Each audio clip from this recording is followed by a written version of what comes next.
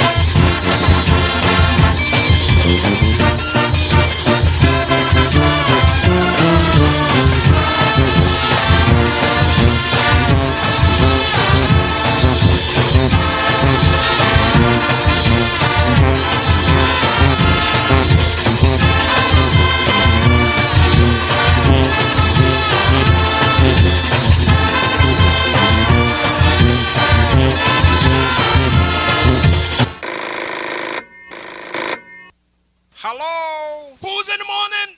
Boots!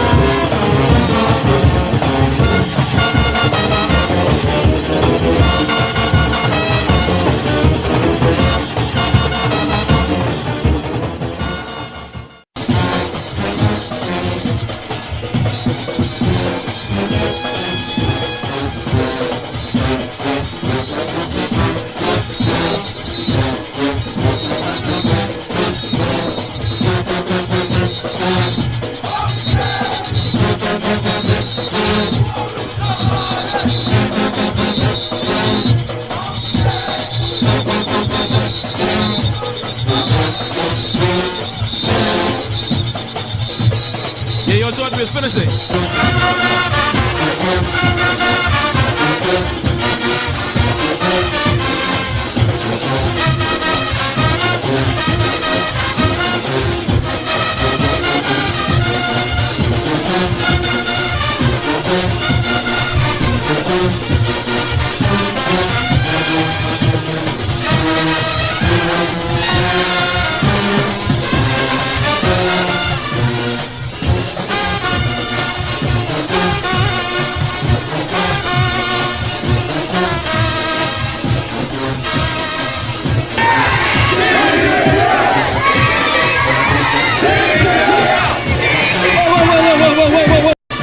The People's Choice from Mason's Edition, over the hill, Grandstown, Baintown, from everywhere they're coming. They're the People's Choice, the Saxon Superstars.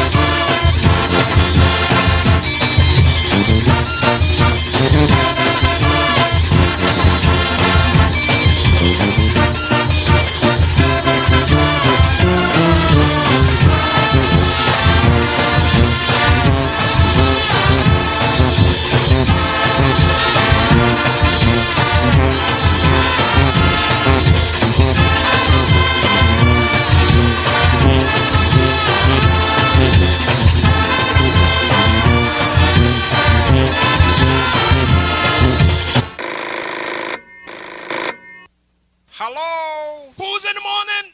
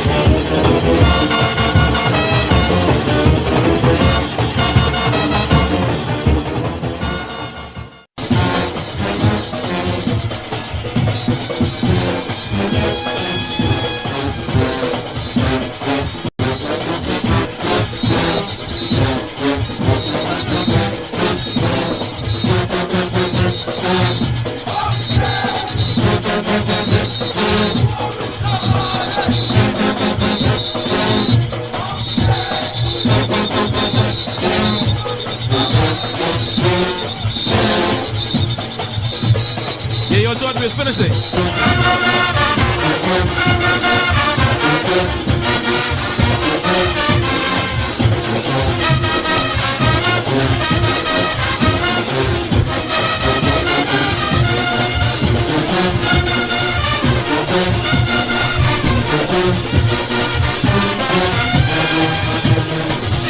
The People's Choice from Mason's Edition, over the hill, Grandstown, Baintown, from everywhere they're coming. They're the People's Choice, the Saxon Superstars.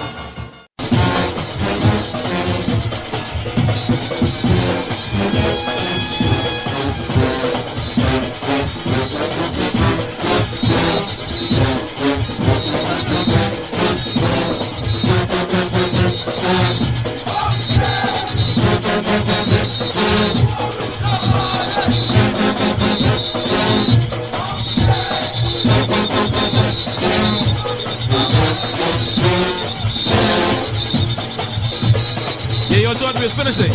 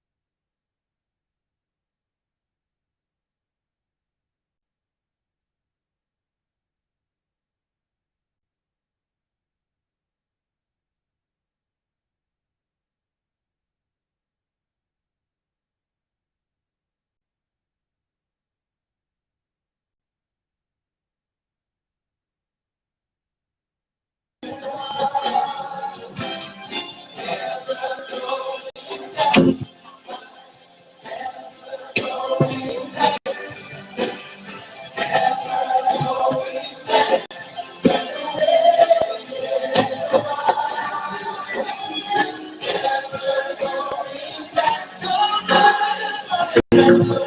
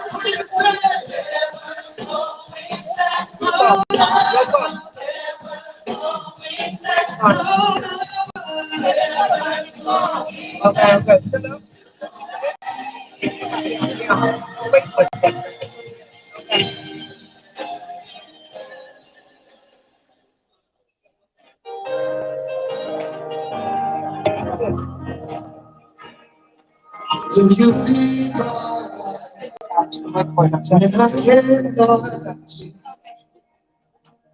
when I can't take no step on the Open it there. Open it there.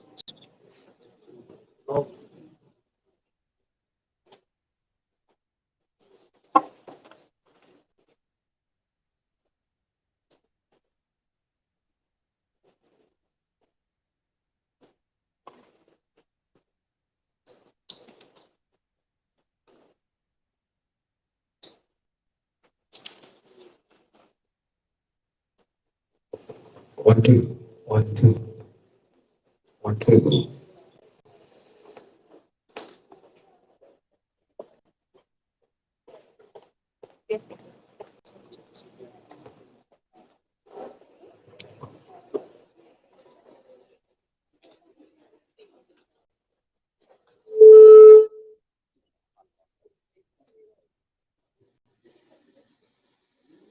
One, two.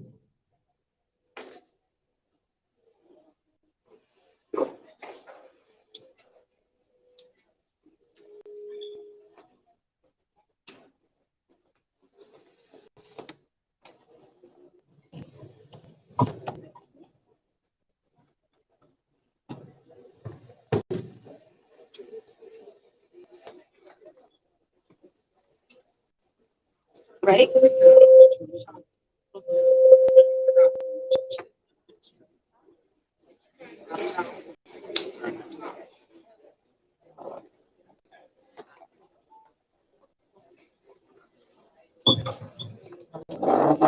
All right. Good evening, everyone. Good evening. Thank you for joining us here this evening. My name is Charlotte Green, Chairman of the Coalition of Independents. It is so wonderful to see you all here this evening. Some of you came on short notice. So on behalf of every Bahamian sitting in this room, we are happy to have you in attendance. Before we get started, we're going to start off with a prayer. We always would like God in our midst. So, please lead us in the prayer.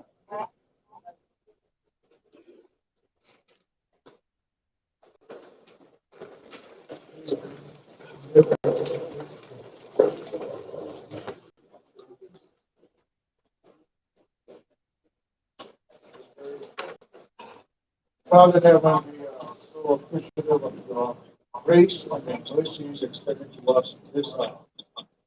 We've come together as one people with one voice, one focus. That is that your will be done. Father, we thank you because we believe in you. We believe that you have planned this time and this season for whatever is to take place. And we thank you that what is to take place is in accordance to your will for our life. And so we ask you to sanctify this time, sanctify us as a people, bring us into a state of oneness. Father, we thank you that even as you sanctify this time and sanctify us as a people, we thank you that your will shall be done to your honor and your glory. We commit this meeting and the presenters into your hand now. May they speak those things that be of you, Father, that would bring glory unto your holy name, bring liberty to your people. We ask in Yahshua's name. Hallelujah. Amen.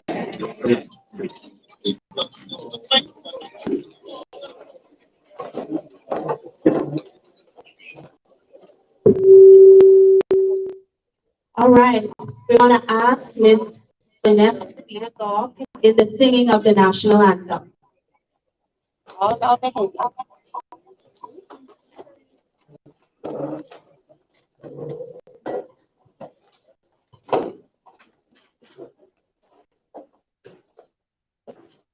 Good afternoon, everybody. Attention for the singing of the national anthem.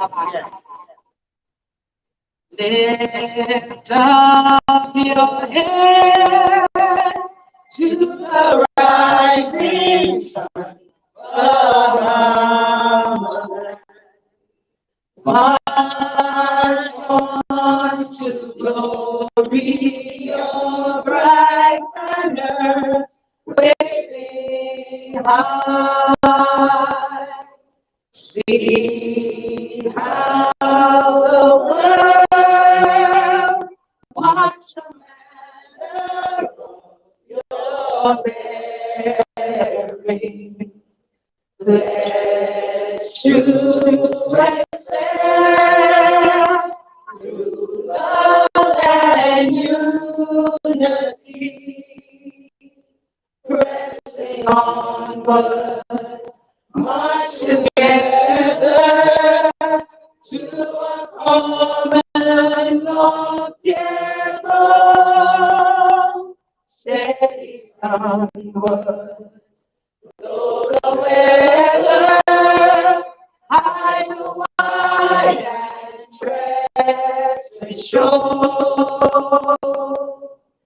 lift up your head to the rising sun above land, till the road you trod lead unto your God. My God,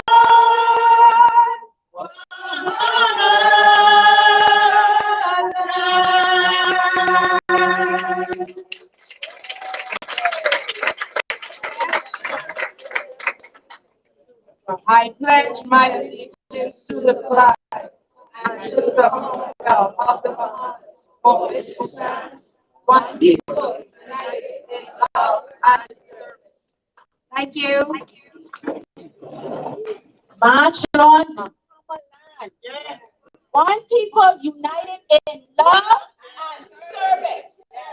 And this is what we are about. And this is what we are going to be about moving forward. In love and in unity. One people united. Today we have gathered here to find out some information concerning our Constitution, concerning the Citizenship Bills. The mic is going to be open for persons who have questions to ask. We came here to be fully informed and aware. Okay? Once again, for all those who have just arrived, thank you for being here. We have some major discussion to have. Okay, so on our panel, we have Mr. Lincoln Bain, Maria Jackson, Mr. Thompson, and Kara Ellis. Okay, so ladies and gentlemen, we will have an open mic. We will have an open mic for questions to be asked. You want it?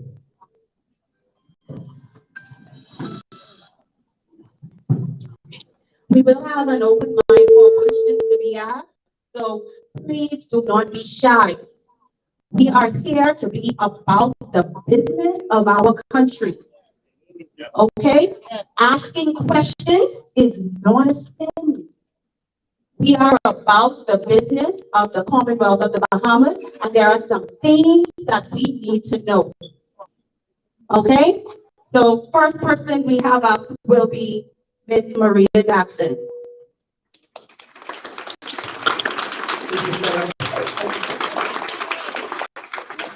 Good afternoon, my fellow Bahamians. My people. I don't know what to say, but you know I love my people. Bahamians this afternoon are looking at these bills and their proposal. Let me be honest with the Bahamian people. We haven't seen the draft copy of what their proposal are. I myself have contacted the Attorney General Office, one. I contacted the Bar Council, two.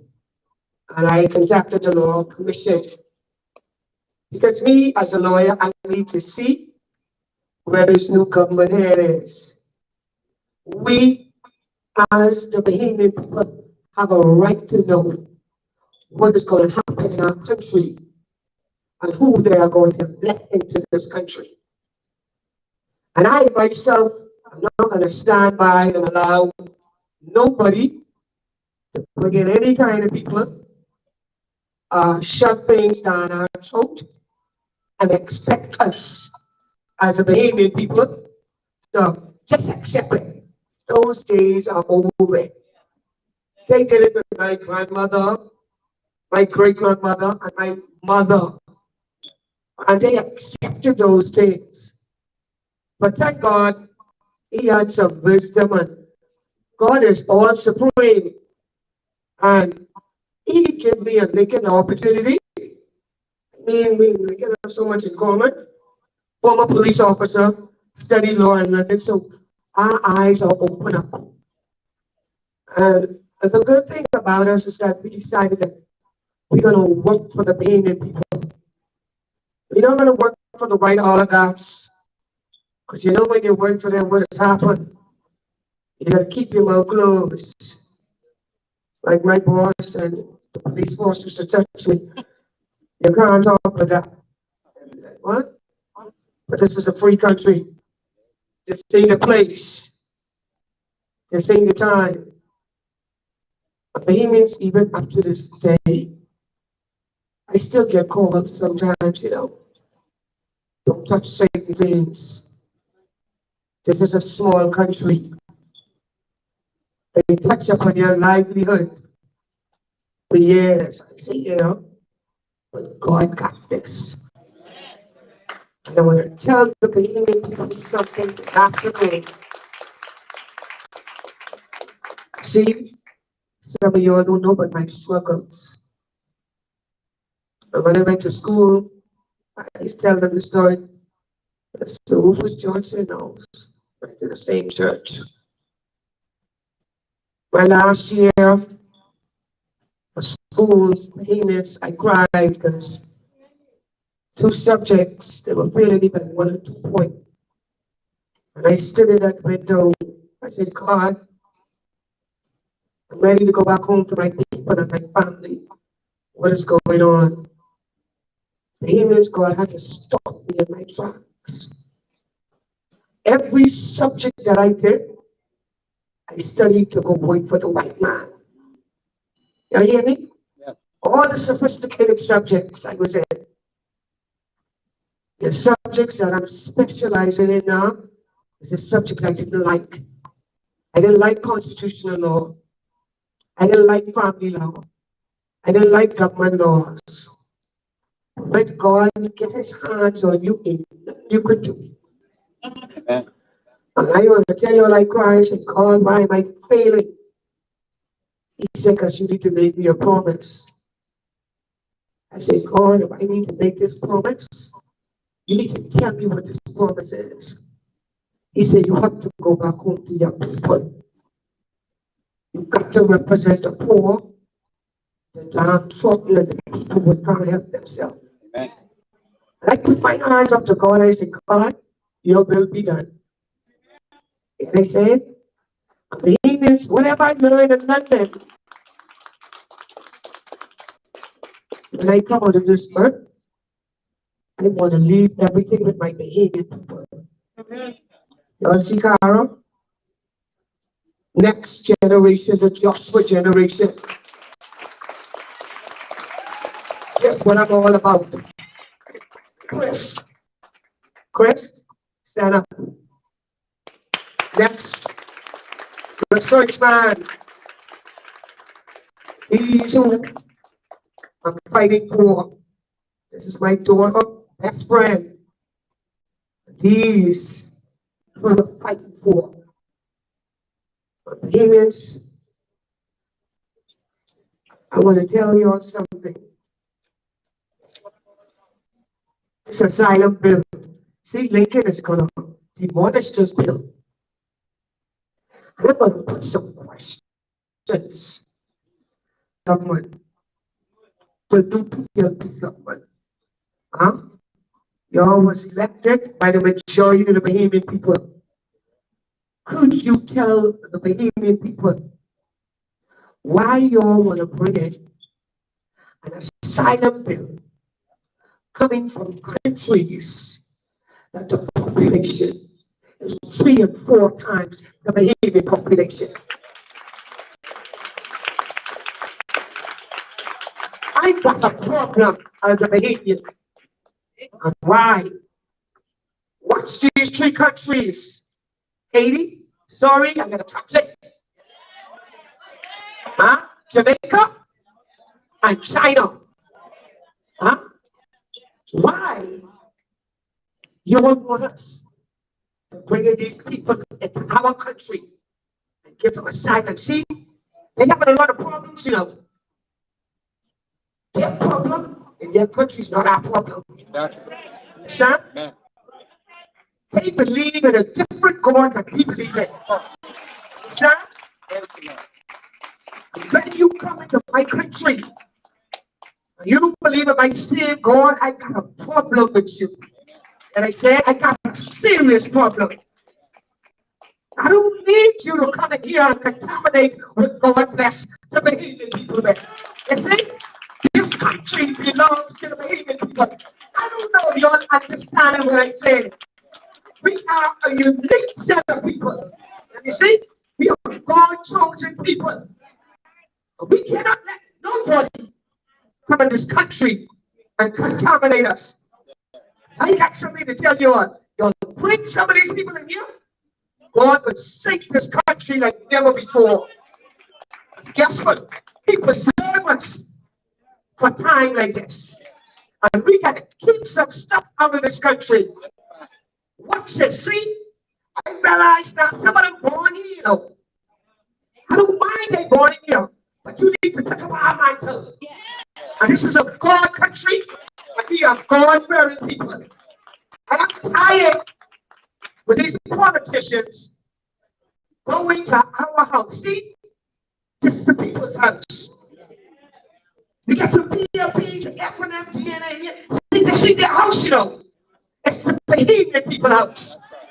And you got to do what's right by the Bahamian people. Put us first. Let me tell you all about what is going on in other countries. Huh? What's the silent violence in their country? Huh? They worship all kinds of gods. And after they do do the damage in their country, they can bring it here. They want us to accept them.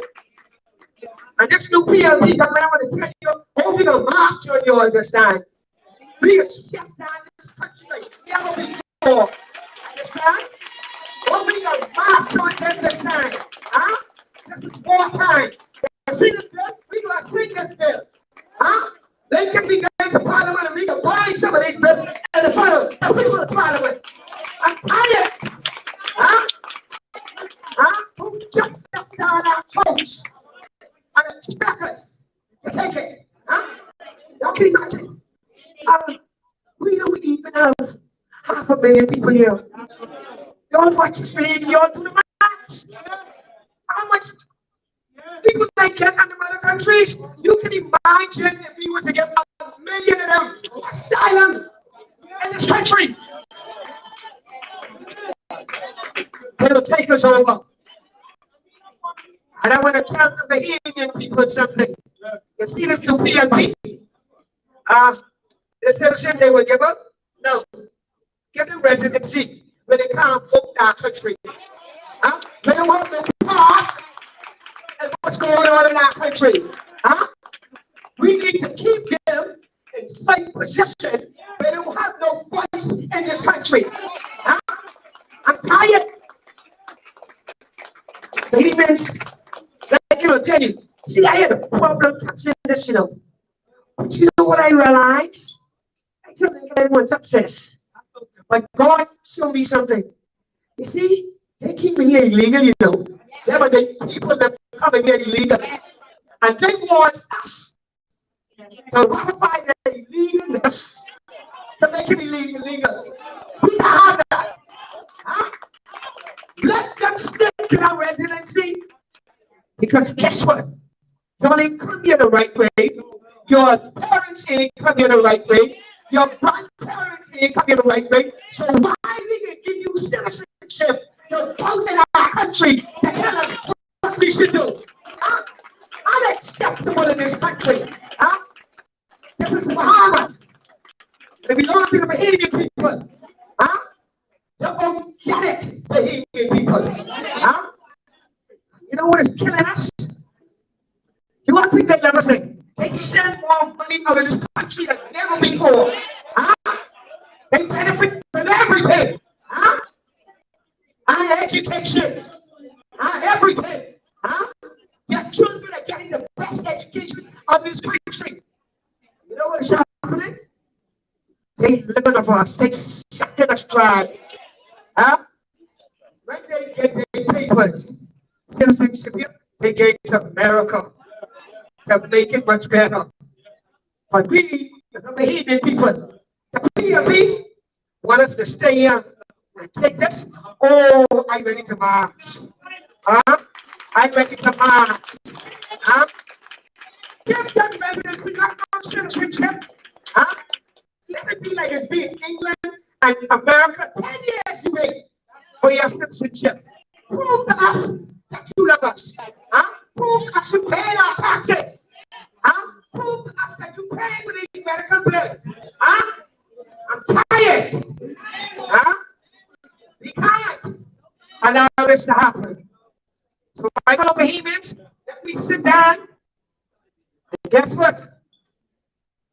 I get the picture over the Charlotte, because I'm going to bring on the Joshua generation.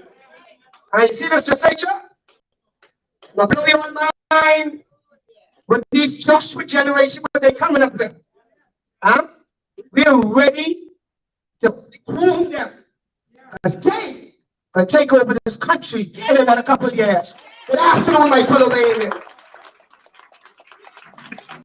Changes here, ladies and gentlemen, changes definitely here. Before we get deeper into this, yesterday I went to do a little light facial, and I had to get some waxing done above here. And while I was laying on the table, you know, waxing is painful. The lady asked me, she said, "Charlotte, are you happy?" I said, "Yes." She said, "You want to know why I asked you that?" I said, "Yeah." She said, because you have this smile on your face. I didn't realize, but she said, you have this smile on your face. I said, she said, yeah. I said, well, let me tell you where I was just now. I was in the New Bahamas. And I told her, I said, if only you could see it. People wonder why we fight so hard. I can see it. I can feel it. I can taste it. I see a Bahamas where our kids are safe. I see a Bahamas where all the Bahamians are benefiting. Yeah. I see a Bahamas where our elderly are being taken care of. Yeah. I see a Bahamas for Bahamians. That new Bahamas is going to be built by Bahamians. Yeah. People are you not afraid? Listen, I am on a mission from God. And I come with kingdom orders for our people and our children. Fear not. We have a country, we have a country to deliver. We have an obligation to our children. And guess what?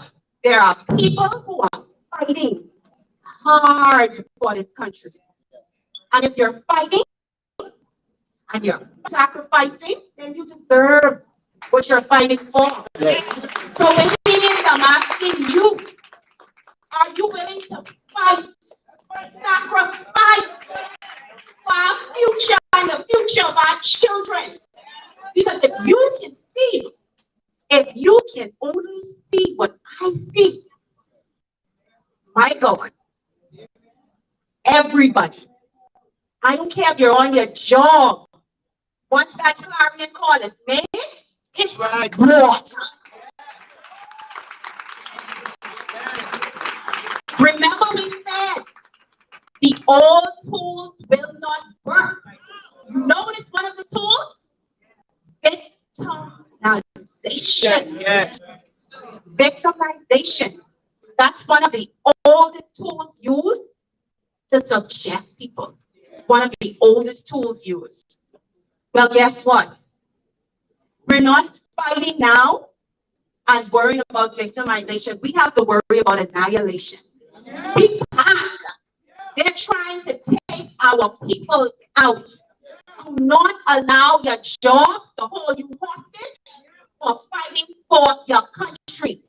When you say you're fighting for your country, your children is this country. Their children is this country. Everything that is of this country is your business. Ladies and gentlemen, and I will always say, change ain't coming. Change is here.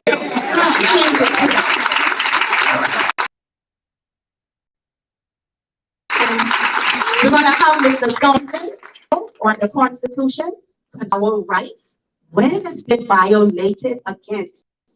We have to know how to fight when our rights are being violated constitutionally.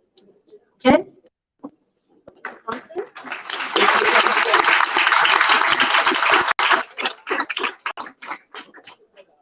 Thank you very much.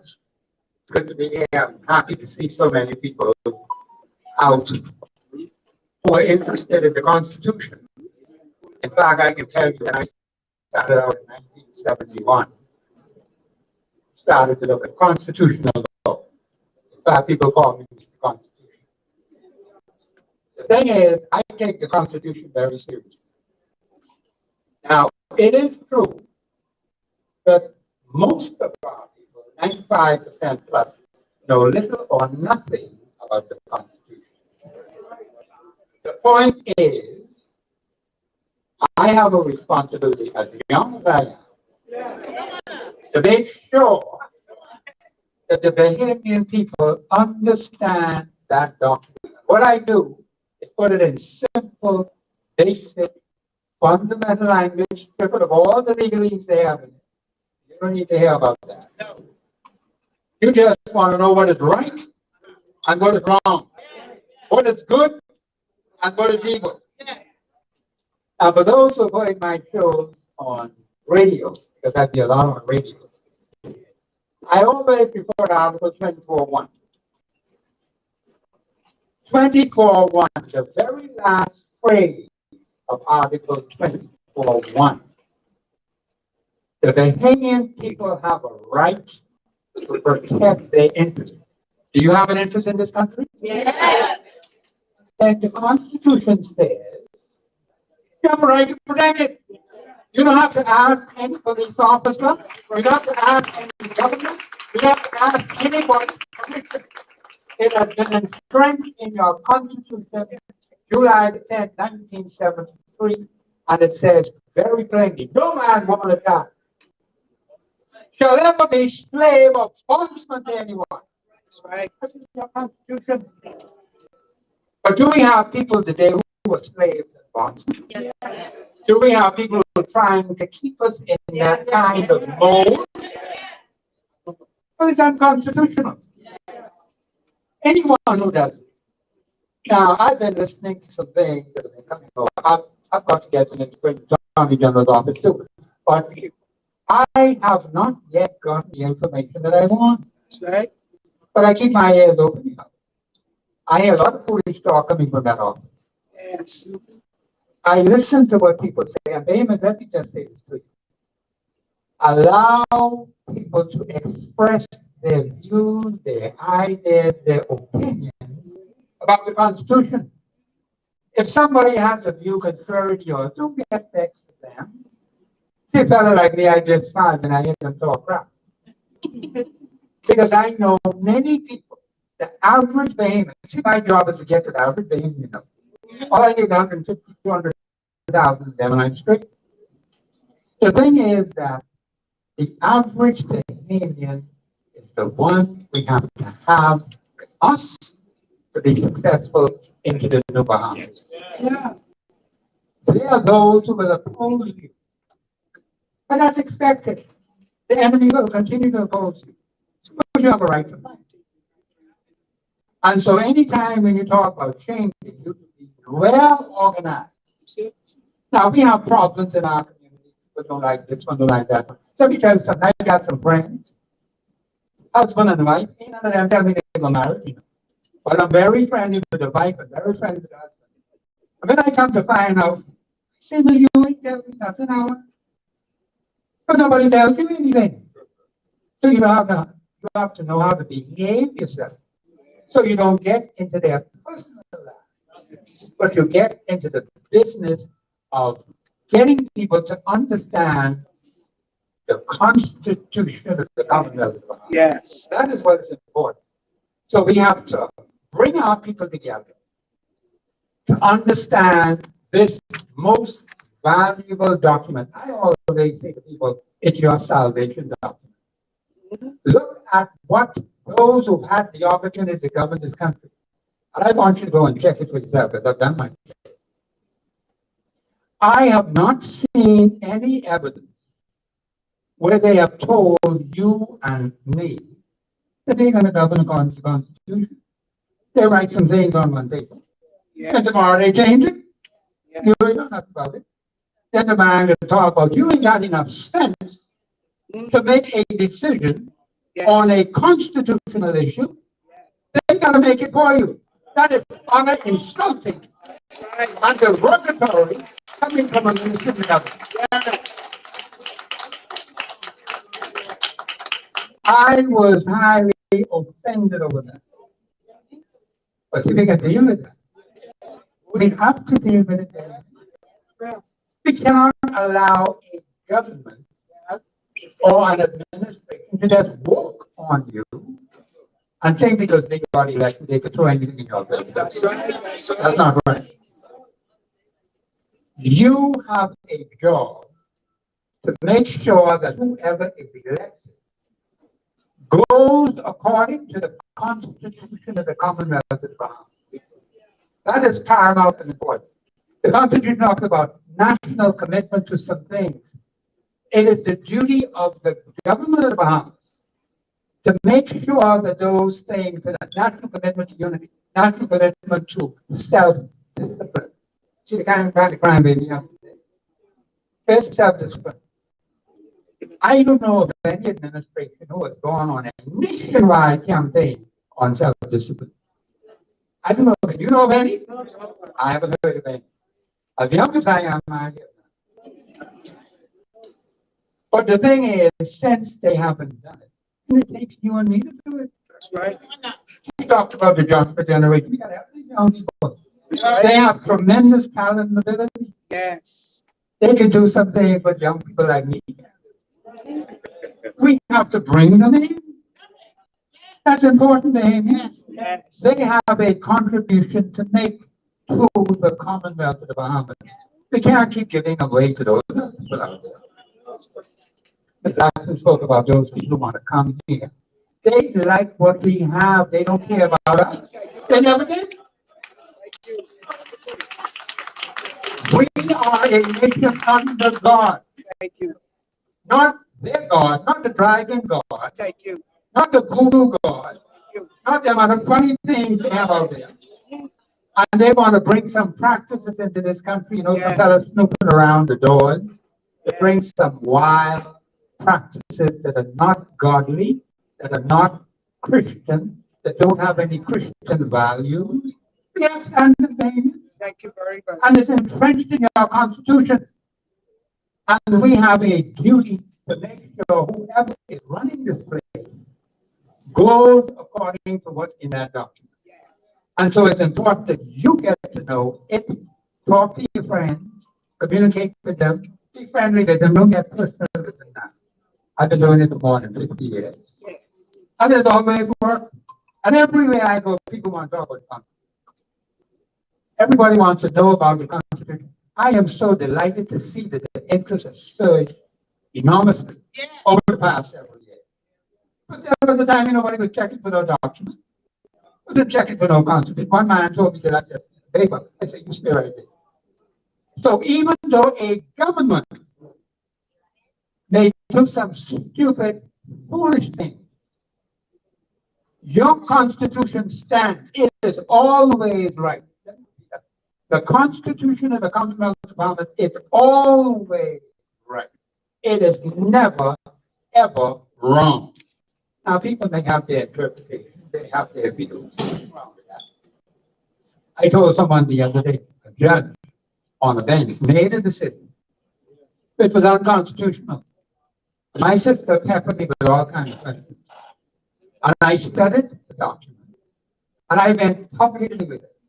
And I said the ruling of the judge is his legal opinion. Yeah, but trying to be nice to the ruler. But that foolishness and nonsense. But since he says he's a judge, no problem. Legal opinion. But the opinion is not law. 3 days later, the Attorney General took it to court and deal in one case. Because he said the same thing. It's the ruling of the judge is a legal opinion. His opinion ain't no better than the woman in Baytown with those 5 boys. The man in Falkland with 6 daughters. The woman in Engliston with 4 disabled children. Anyone can have an opinion of the law. Now, what the law says, that's a whole lot of different government. And that's what we need to understand. What the Constitution says you can do legally in your country. So don't get vexed when people have their different views, their different concepts, their different ideas. That's constitutional. There's nothing wrong with that. Now you got to help them to understand some basic, fundamental principles in your Constitution that they can go by and go and talk to their friends about. Then it comes to law, Article 52(1). Parliament. You know what Parliament is? Parliament consists of Majesty the Queen. She's the longest reigning personality in our Parliament. A lot of people don't understand that. She's parliamentarian. The Constitution says that. Parliament consists of Her Majesty the Queen, a House of Assembly. That's Parliament. How long has she been there? 77 years. Long time. But the point is that your Parliament may make laws what? For the peace, one. Order 2, good governance 3, Article 52(1) of your Constitution tells you. Now, if they make a law like this crap they got here, or propose to bring, and they don't meet those 3 specific requirements according to your Constitution, what happens to it? It's not constitutional thing. For the peace, 1, order, 2, good governance, good governance. And you want flood the place with all kinds of strangers, foreign and outsiders. That's not good governance. That's why you have to be careful who you stand to represent your national interests. Yes. All these funny things they find. I remember a person calling into a radio show and asked, what is the CEDAW thing? What that is? Most of you have never heard about it either. Now, some people know about it. That's fine. But the overwhelming majority of people, the government has signed on to agreements what you and I know nothing about. That's right. That's wrong. That's right. They're supposed to bring it to you. And then you make a determination. When it comes to constitutional issues, it must be done by a referendum. Yeah. Can't say he won a referendum. Yeah. Talking foolishness. Meaning he's telling you, you ain't got enough sense. But when they won, listen to this now, September of last year. September 16th, okay. Thank you very much. 32 seats, and the other fellows got 7. They didn't say, listen, maybe they made a mistake, maybe we're supposed to get 10, and the rest go elsewhere. They run with it. Then the fellows before them got 35, and the other fellows had 4. They say, maybe the Bahamian people made a mistake. Bahamians can't have your cake and eat it too. They run with it and say they have a mandate to govern the country. Well, you can't look at it on one side, and then when it comes to the other side, people don't know what they're doing. When the Bahamian people vote in a referendum, they know exactly what they're doing. That's right. Their decision is final. We must tell that to a government and let them know it's the people of the Commonwealth of Bahamas that must change the Constitution. Yeah. Without that, nothing happens. Yeah.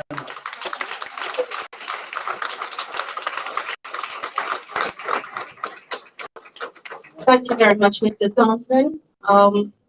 Ladies and gentlemen, we are at a pivotal point in our country. This is serious. We are right now in the middle of making history. We are going to be this generation that truly fights. Yes. Who are going to fight for true liberation and independence in this country. I want to see our people benefit and treated like people. Every single ministry, we should be receiving top-tier service. Yes. Every foreign company that comes into this country to employ our people, we should be shareholders and not only laborers. Yeah. We are more than just laborers, Bahamians. Yeah. We should not be used as the labor force for the world. Bahamians are not slaves. My children are not slaves. And in the back of me stands a generation that I will not let the vipers take away. I have an obligation to my generation. And when I say my generation, I am not talking about just my bloodline. I'm talking about all the children of this country.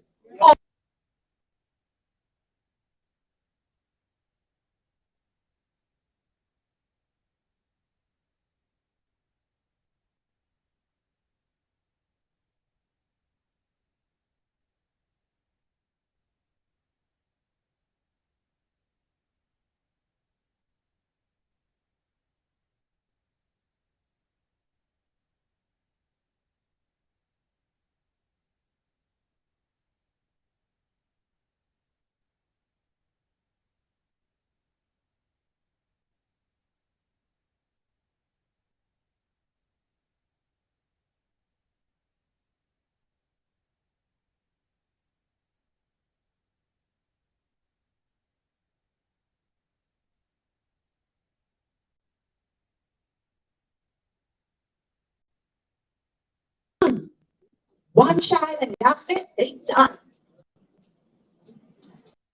Our people are disappearing. Our population is diminishing, and the other populations are exploding.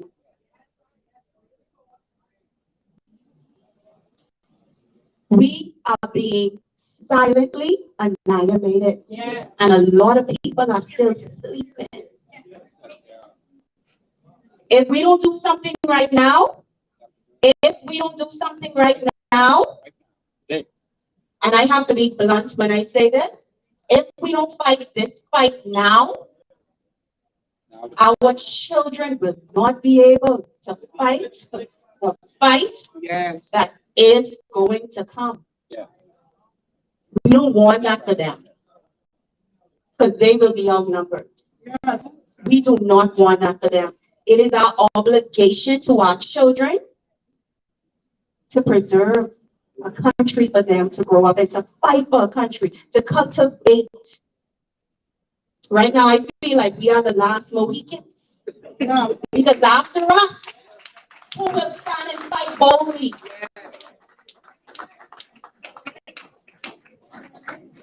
Bahamians, we have one more strike to give. And we have to give a powerful fight. We have to give a powerful blow.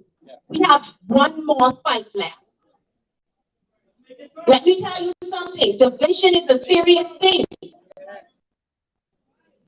This. And then you have this.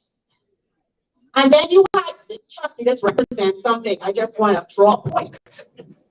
You have this. Then you have this. Then you have this. But we are united, so we are this. And we are going to give a powerful blow. We are going to protect our democracy. We are going to protect our freedom. This country is going to be governed by the Constitution. Amen. And no man, no woman, no child, no foreigner is going to tell us how to run our country. Yeah. Remember, Bahamians, we were always quiet. We always were passive people. We still are. A subservient people. But guess what happened? We are starting to speak. Yeah. We are finding our voices. Yeah. And because we are finding our voices and we are speaking, we are now being labeled as xenophobe. Yes. We are being classed all kinds of things. Yes. We went from being a people who are sleeping, who don't stick together, who we just not about that life. But someone planted that seed somewhere and it spread like a weed to our generation, saying Bahamians don't stick together, Bahamians don't work together. They kept on speaking it, and then we believed it. And we started separating ourselves from each other while other people came here sticking together and drawing a wedge between us. But let me tell you today, ladies and gentlemen, for the sake of country, that must change. That must change. We shall have a new Bahamas. I'm going to let Carol bring a few words to you all.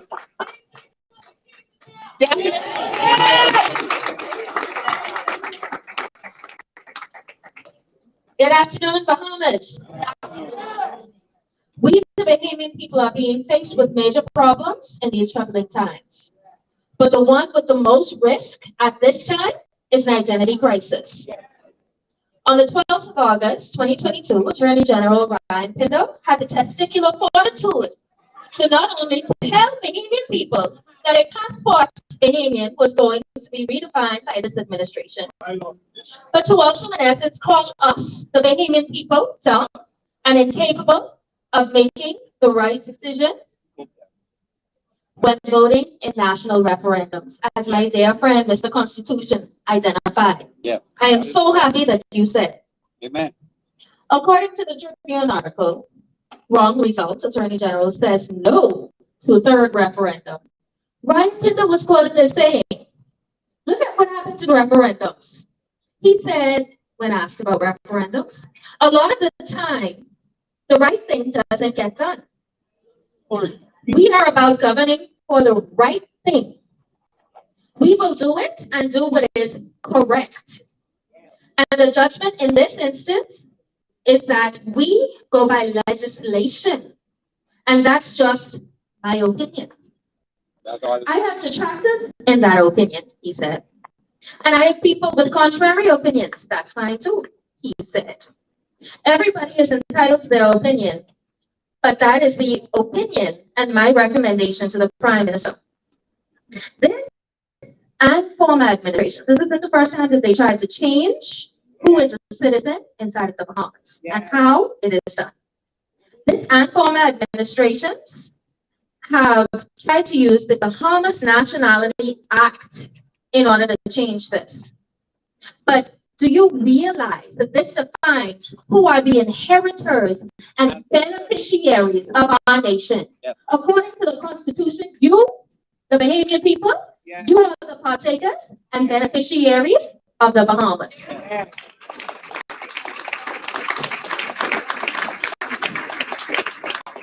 If we allow this to happen now, as my dear friend Mr. Constitution said, it's not only going to be this administration that changes it, because they always make these legislations, bring them back up when they're ready to change it, and do it all over again. So it won't only be this one, it'll be everyone after.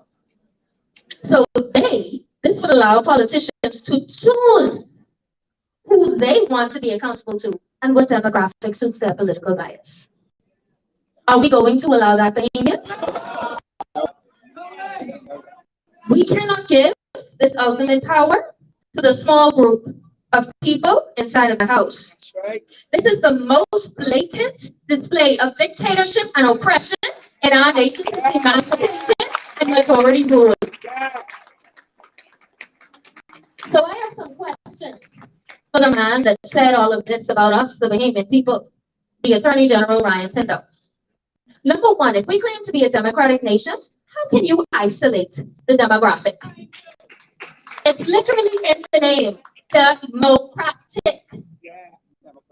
Number two, how can you tell Bahamians that because they want the laws of citizenship to be defined by our constitution in a constitutional monarchy, that we are making the wrong decision? Yes.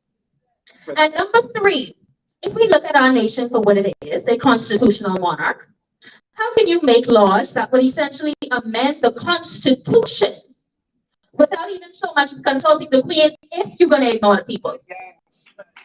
Good question. So in conclusion, Mr. Attorney Ryan Pinder, and any politician that allows this motion to stand and pass is at risk of national offenses, otherwise known as mutiny, by overstepping not only the Queen, but also the Bahamian people. Yeah. Yeah. But since Ryan Pinder wanted to talk about opinions and he was stating his opinion, I got a question. Attorney Ryan Pinder, are you claiming that the majorities in a majority rule nation, our opinion does not matter based on the fact that we had two referendums, two, where we said no? But the right. Is yours supreme? Is your opinion the ultimate? We are not a dictatorship.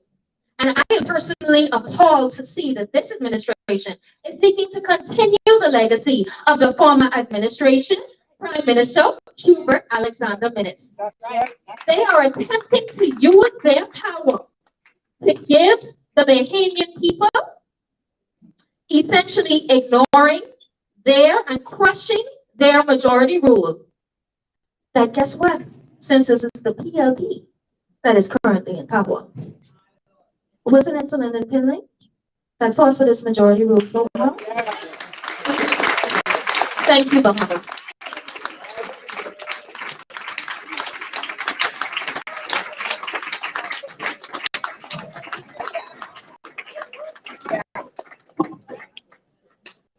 Joshua generation. Yeah. And let me just tell you, she is one of many. Yes. We have a lot of young people in this country who are trying to tear through the seams, but they're waiting for you. They are waiting for you, the parents, the adults, to make a way. That's right. We cannot fail them. Can't fail me because I just one of the young people too. I fail them too. Ladies and gentlemen, like I said, we are in a very serious time. These are some very, very dark days. And like I said, we are not only fighting the physical. Whenever you are trying to free and empower a nation, especially a black nation, That's right. when you are trying to empower people on the whole, you will be met with forces unseen.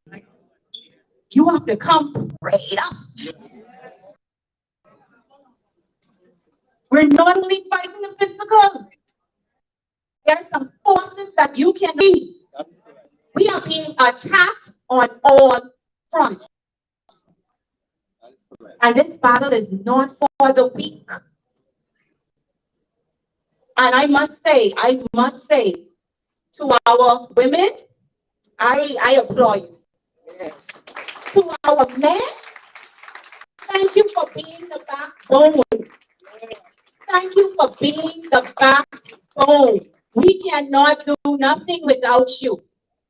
You are very important.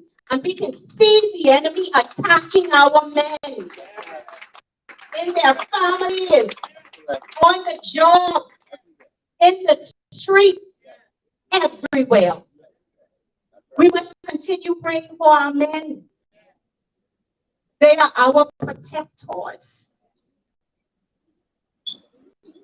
We have a kingdom to bring up, and we need our king. Change ain't coming, ladies and gentlemen. Change is here. I'm bringing on Mr. Lincoln Lee.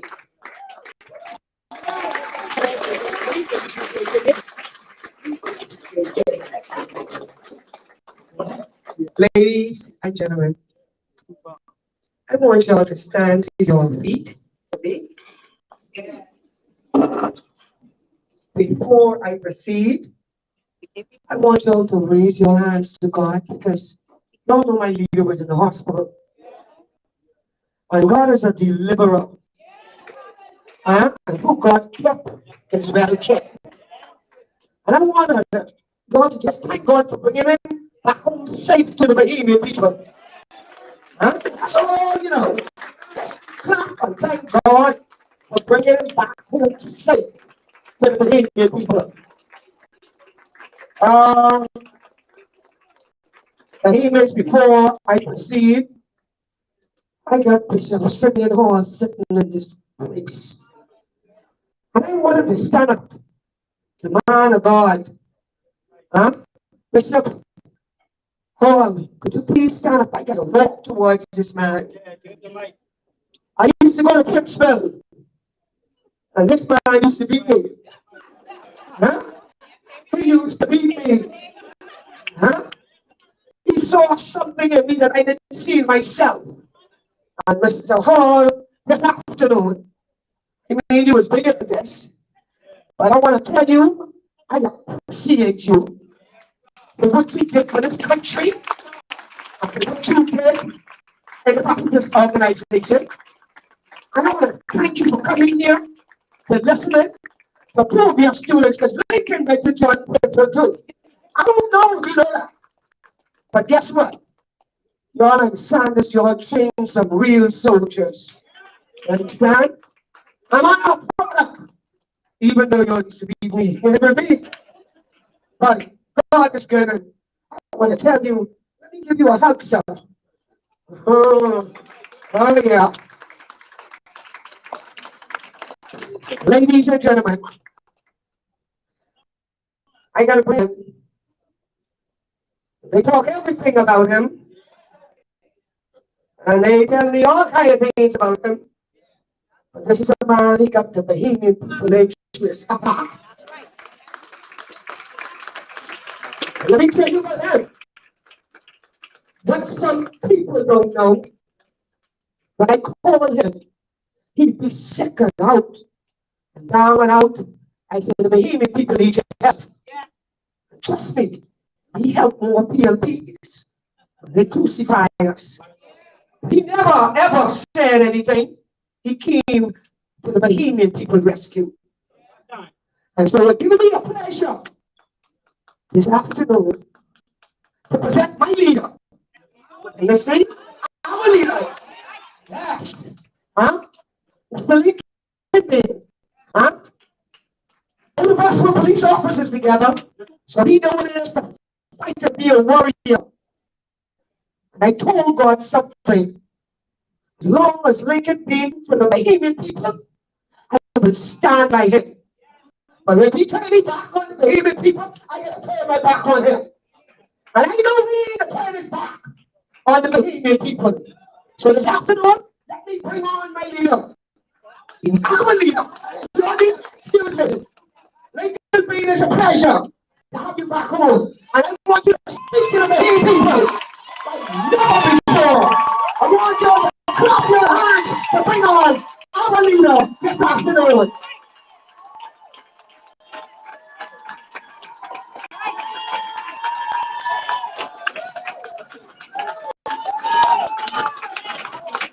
JJ coming!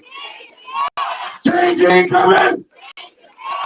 Ladies and gentlemen, thank you so much. You may be seated.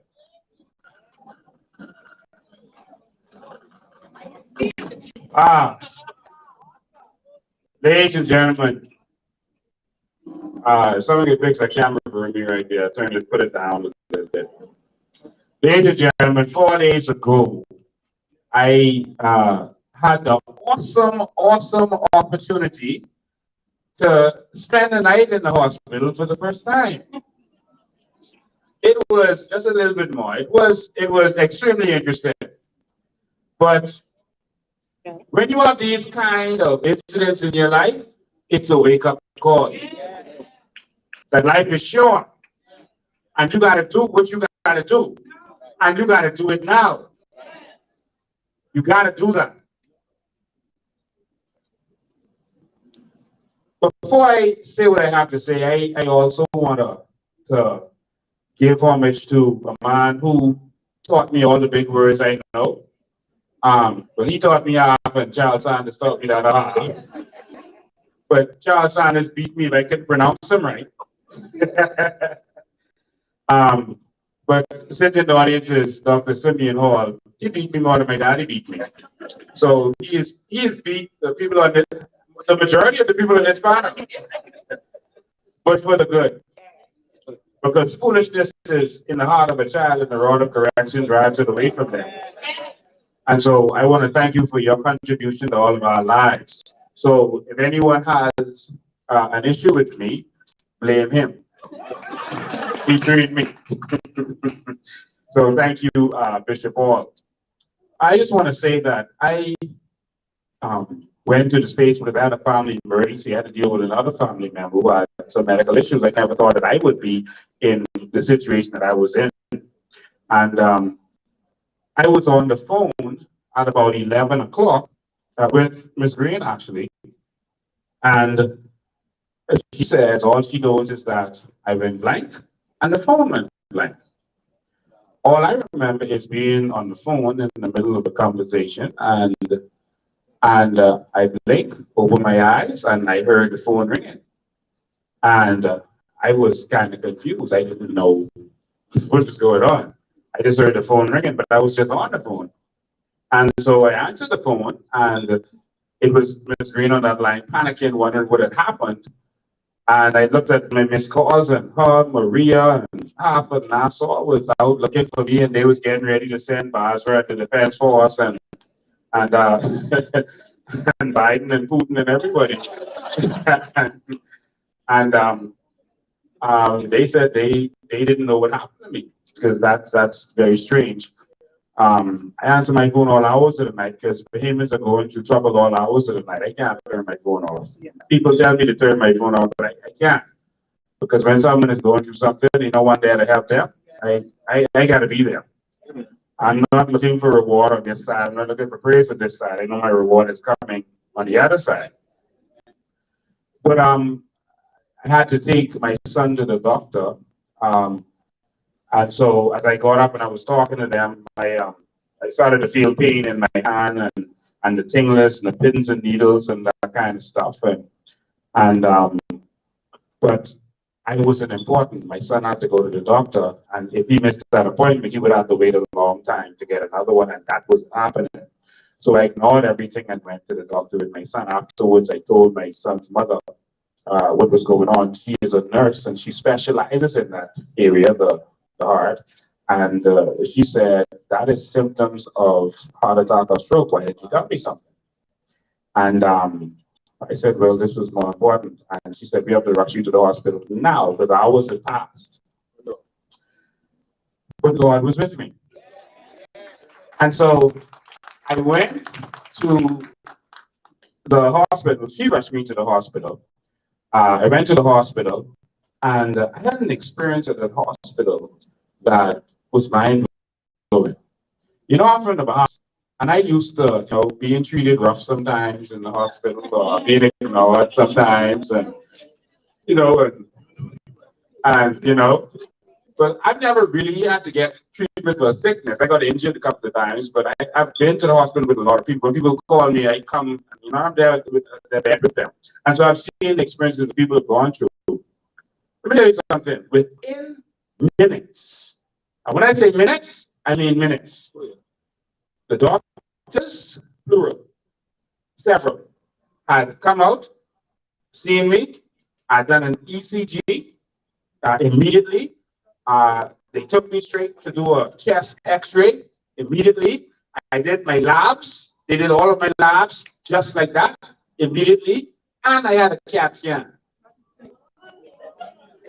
All of that within about 10 minutes. Thank you. All of that within about 10 minutes. And these people were not just professional, you know. These people were treating you like a human. They were talking to you, they actually sounded concerned. Everyone who come there, I don't care if it was the janitor picking up something, you know, they seeing how you doing, they talking to you, making sure you're okay. And not just me, I was doing that to everyone. I said, wow, what's this strange place I'm in? It's like I'm in the Wizard of Oz or the Twilight Zone. In 10 minutes, I had all of that. Now, the bad news is that, oh, and I was in a bed. Yeah.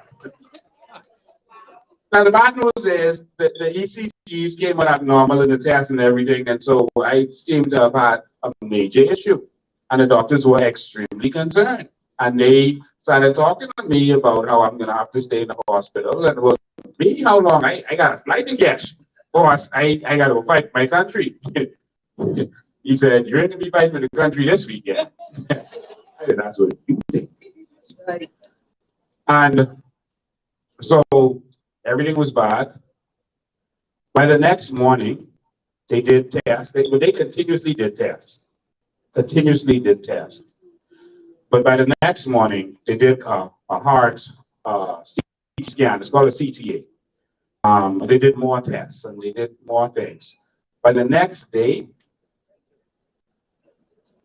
I was in perfect health.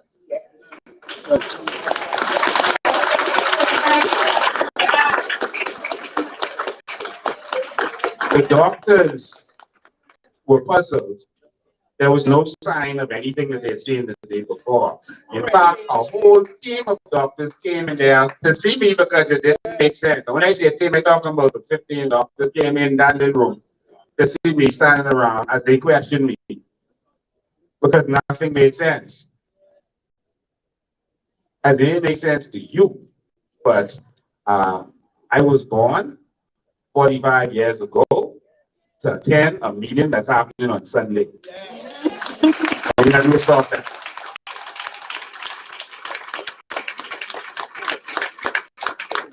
So they said, boy, for your safety, we still gotta keep you in here and we gotta check out some stuff. And I said, check out all you want to check out. I got nothing to do right now. I said, Sunday, check out all you want to check out. And they did some more tests. And the doctor came back to me, humble with his tail between his legs, and he said, all I can say is go home.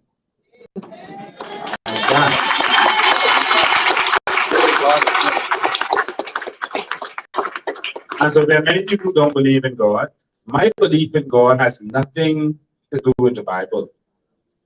It has nothing to do with a religion. My belief in God has to do with my personal experience with Him. Because every time I have called Him, He has been there. And so that has been my experience. So ain't nothing they can tell me about the Bible and they don't like this and they don't like that and whatever. Prove Jesus. Me? Jesus can prove me. He's proven himself to me. That's the end of that. And you don't believe? That's on you. Oh, I've never seen him. Yeah. You believe us? No? Oh, you believe in that, right? Okay. You see a tiger? No? Oh, okay. But I just wanted to say that that's what they wanted to give you on before I go on. And God is good. God is good. And so, of course, we are going to be a government for all Bahamians. We don't care if you believe in God or not. That's between you and God. We don't care about any of your personal beliefs. But I just tell you mine. All right? And that's where I stand. So I just want to thank everyone who's come out today. I am blown away by the turnout. I don't give yourselves a round of applause.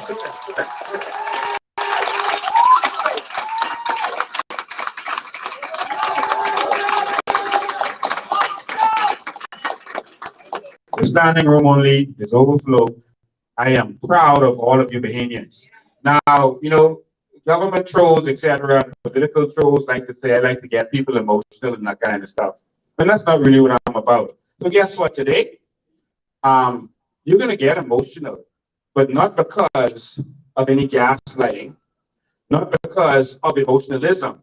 You're going to get emotional because of the information that you're about to get. We got the document they was talking about. You know, we always got documents, right? Okay, just so you all know that. We got it. And I can read from it. And you may laugh, you may cry, you may get angry. But all I want you to do at the end of this, stand up. There are some things that you don't like, you can't allow in our country. All I ask you to do is stand up. You see, what politicians do is they have this strategy that I learned, this political science. They don't come directly at the people. All right? They deceive you with Trojan horses. Yes. If they want to get something passed, they'll tie it inextricably to something that they know you would want and that they know they can sell to you, but it's the other thing that comes with it. It's like when people used to have that meat package. You know, there's something in there that you would never buy on your own, but you're just going to take that with that package. So the government is trying to put that meat package on us. They know you want a spare rib. They know you want a steak. There's something in there that you don't want, and he normally can't sell, but it's right in that bag. Take that turkey.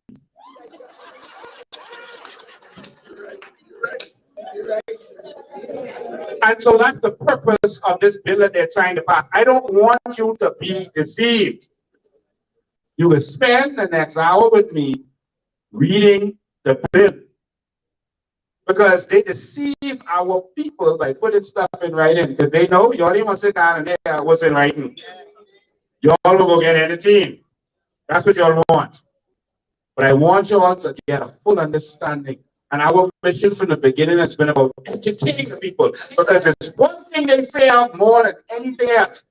That's right. It's the people with knowledge. The most powerful thing that you can have is knowledge. And there's only one thing more powerful than that. is understanding. They don't want you to understand what's really going on, and they're terrified. Let me tell you what was really going on. Our sources, we got sources everywhere. That's why me and Maria can't sleep. Most of the time we're on the phone getting information. We have people in every single ministry in this country, every office, everywhere. They are patriots who are giving us the information. Minister was trying to pass this bill. He wanted to. He didn't bring it to the public because he didn't have enough political capital at the time when they were trying to do it. Things were getting a little rough for them. And you need some political capital to push this bill, what they were trying to push down our throats. And so this government took over. It's still on their agenda to get all of these things passed, but they have to watch how they do it.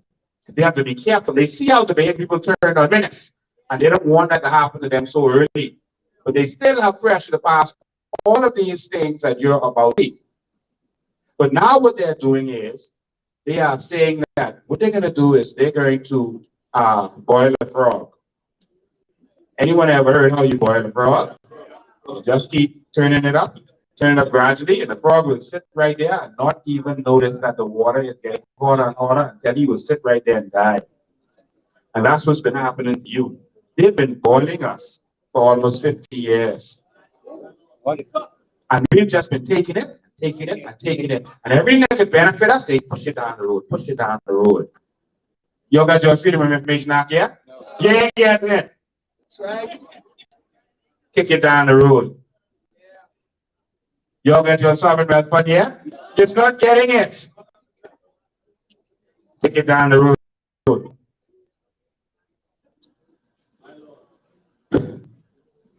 And so what they decided to do is they said, listen, we can't put all this stuff in there at the same time. And you know why? This is the meeting. In the meeting, while he was talking about how they're going to do this, but first I said, remember, Ryan had come out and said that they was planning on doing, Pete Bell said they were planning on doing an asylum bill. He said, because what politicians do is they test you first. They test to see how the people are going to respond. And if you respond, they come back and say, oh, we was talking about that. Oh, we're not going to do it. But if you don't respond, then they're going to push it. So that's what they do. They test the temperature. And they've been doing this for a very, very long time. They've been doing this. Oh, we got some sound effects. Don't worry about that. And so they said, because of Lincoln and Maria them, we can't just push this bill like that. They can dissect this and tear this apart. They didn't say because of any other party, including the opposition. Because they know the opposition want to push this too. They said because of us, they gotta take out and dissect. And so what the plan is that they'll push the one that they think you'll accept first, put it on you, let it go through, and if it went through okay, then they put the other one. All right, and if they don't go through because you fight it, and at least they got that first piece in. So they're now going to separate it. And so, whereas at first they were saying, oh, we're going to push this asylum bill, and we're going to push this bill and that bill. Now they're saying, oh, we're going to separate it. They're trying to separate themselves with because they know what he was coming with. Yeah. And so now they're saying that they're pushing the same thing, but they're going to push it individually. Okay? One at a time. One at a time, they're going to push it down your throats. And I'm going to show you what they're about to push down your throat. And you are not going to like it. If you are a real Bahamian, you are not going to like what you are about to hear. And so I'm going to give you the facts. You make your decision, and then we decide what we're going to do with them. That's right. Now, what I want everyone to understand, Professor Sidney Walter MacArthur Thompson, yes, I know all these couple names. He's a constitutional expert. Like you, A.B. said, no one should go against the Constitution. No one. We live in a democracy. And a democracy means the rule of the people. Before it was the rule of monarchs and rule of dictators, etc. Democracy means the rule of the people. What does that mean? It means that you cannot go against the people. I have no problem if you want whoever you want, as long as they're Bahamian, they get that citizenship. If you want me to give citizenship, you want me to give citizenship, cool. I have a problem with the Trojan horse you're trying to put in there with it. When they were bringing this referendum the last time, they were fooling you to think that this was about gender equality. It was not. It was about Article 4, Question 4, which was the homosexual marriage clause. That's what it was about. And they were tricking you by putting the other stuff that they know that you would want. And I was all over the radio telling people, they don't even have to go to referendum for this. They could just go and pass a law. But you see, because they went to referendum and they heard the people's opinion, they got an order from the people and they can't go against it. Thank you. All right? That's jurisprudence. Let me break this down for you in a way you can understand. Let's say I am the owner of a business and Marie is the manager of that business. I own that, she managed that. All right? I have say what I want to have say, and she has say because I empower her, right? The government is the manager of our affairs. All right? Politics means the affairs of the people. That's Latin. It means the affairs of the people. All right? And so the manager can make whatever decision they want. They run things. But if me and the other owners have a shareholders meeting, That's right. and at that shareholders meeting, we have a vote, and we decide at Chick-fil-A, we're not going to open on Sundays. The manager can't say, well, the hell with y'all. Y'all don't know what y'all doing. I am the manager. Chick-fil-A should open on Sunday. You're losing billions of dollars by not opening on Sunday. But we say we're not opening on Sunday.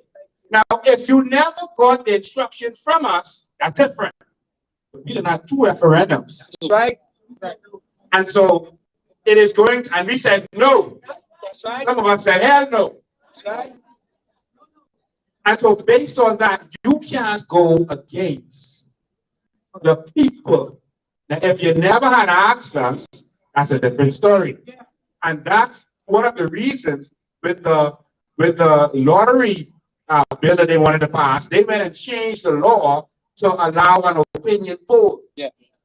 That's correct. Because an opinion poll is different than an instruction from the people. Yes. A referendum is an instruction from the people. Yes. And so to go against that, you are putting yourselves in problem as a government, and it will not hold up in court. That's right. Now, the government is allowed to pass whatever law they want to pass, and no one can stop them. The government can pass any law, but that does not mean that that law will hold up. That's right. That's right. There's been many instances that we have already had. The government can do what it wants, so that's power to do what it wants. Thank you very much. Remember, there was, so after election, the FNM had won, and Ingram consulted with Perry Christie, and then he went and appointed a senator. And that senator was and this was for the independent position of senator, because you have to have an independent. And Ingram put someone there who was known to be an FNM. Yeah.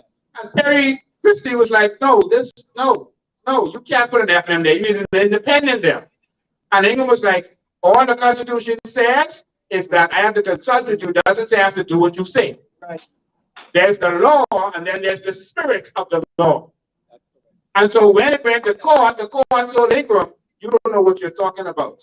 There's the spirit of the law. Despite what it says there, you know that you cannot put someone there who's not independent and that's against what the other side would allow. So you are not the king. That's right. Okay? You remember the same Ingram administration. The same Ingram administration passed a law for minimum sentences for guns. Remember that? Yeah. And it did not hold up in court. The court said, no, you are interfering with the powers of the magistrate to determine the minimum sentence. Now, if you want to say the sentence is 10 years, say the 10 sentence is 10 years. But you can't tell them They have to start from here.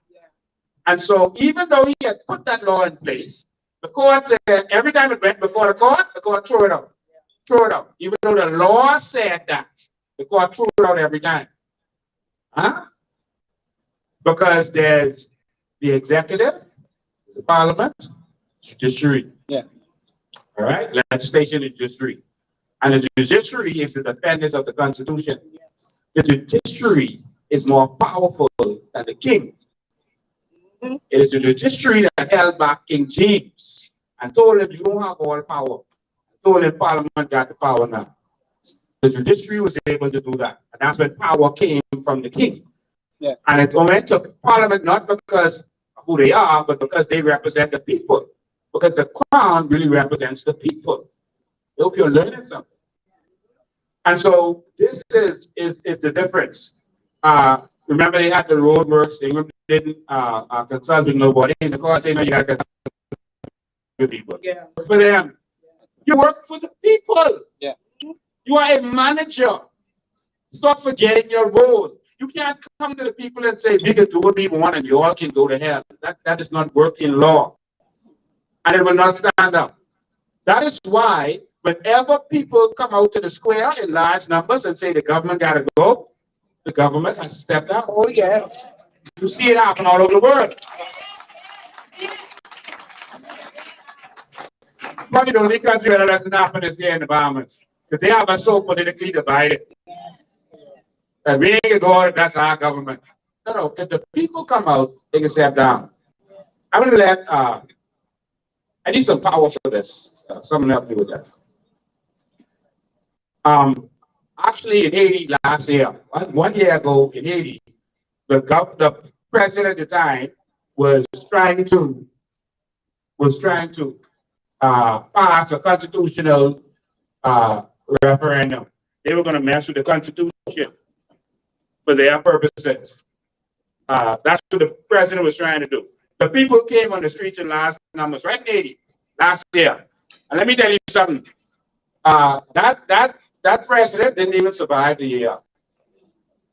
There's a lot going on in Haiti, you all don't understand. He was trying to change the Constitution. Oh, okay. That's what he was trying to do. He didn't even survive that.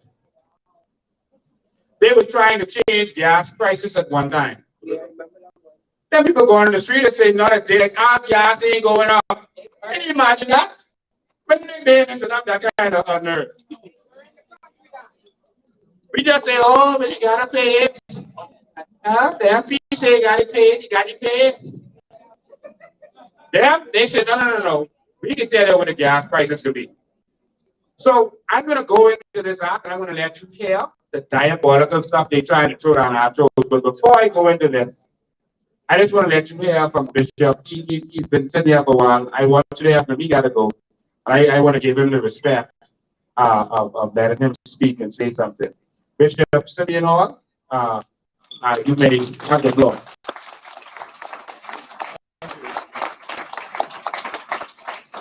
I'm not surprised with Lincoln Bain. When he was in school, he was always starting something. And he succeeded. All I want to say to you, all of you, is if you believe in something, support it. You might even, unless somebody, but Thompson said, respect the rights or the position of other people. Yes. Listen to them, but you hold to your point. Yeah. And bring it. We do need change. And in so many ways of country. I'm glad to see Brother Lincoln in good health, and I ask you to continue to give him your support. God bless you all.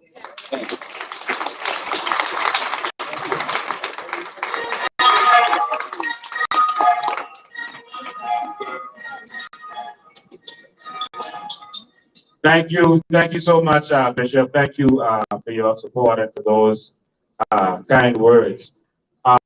So you're ready to dive into this nonsense? All right.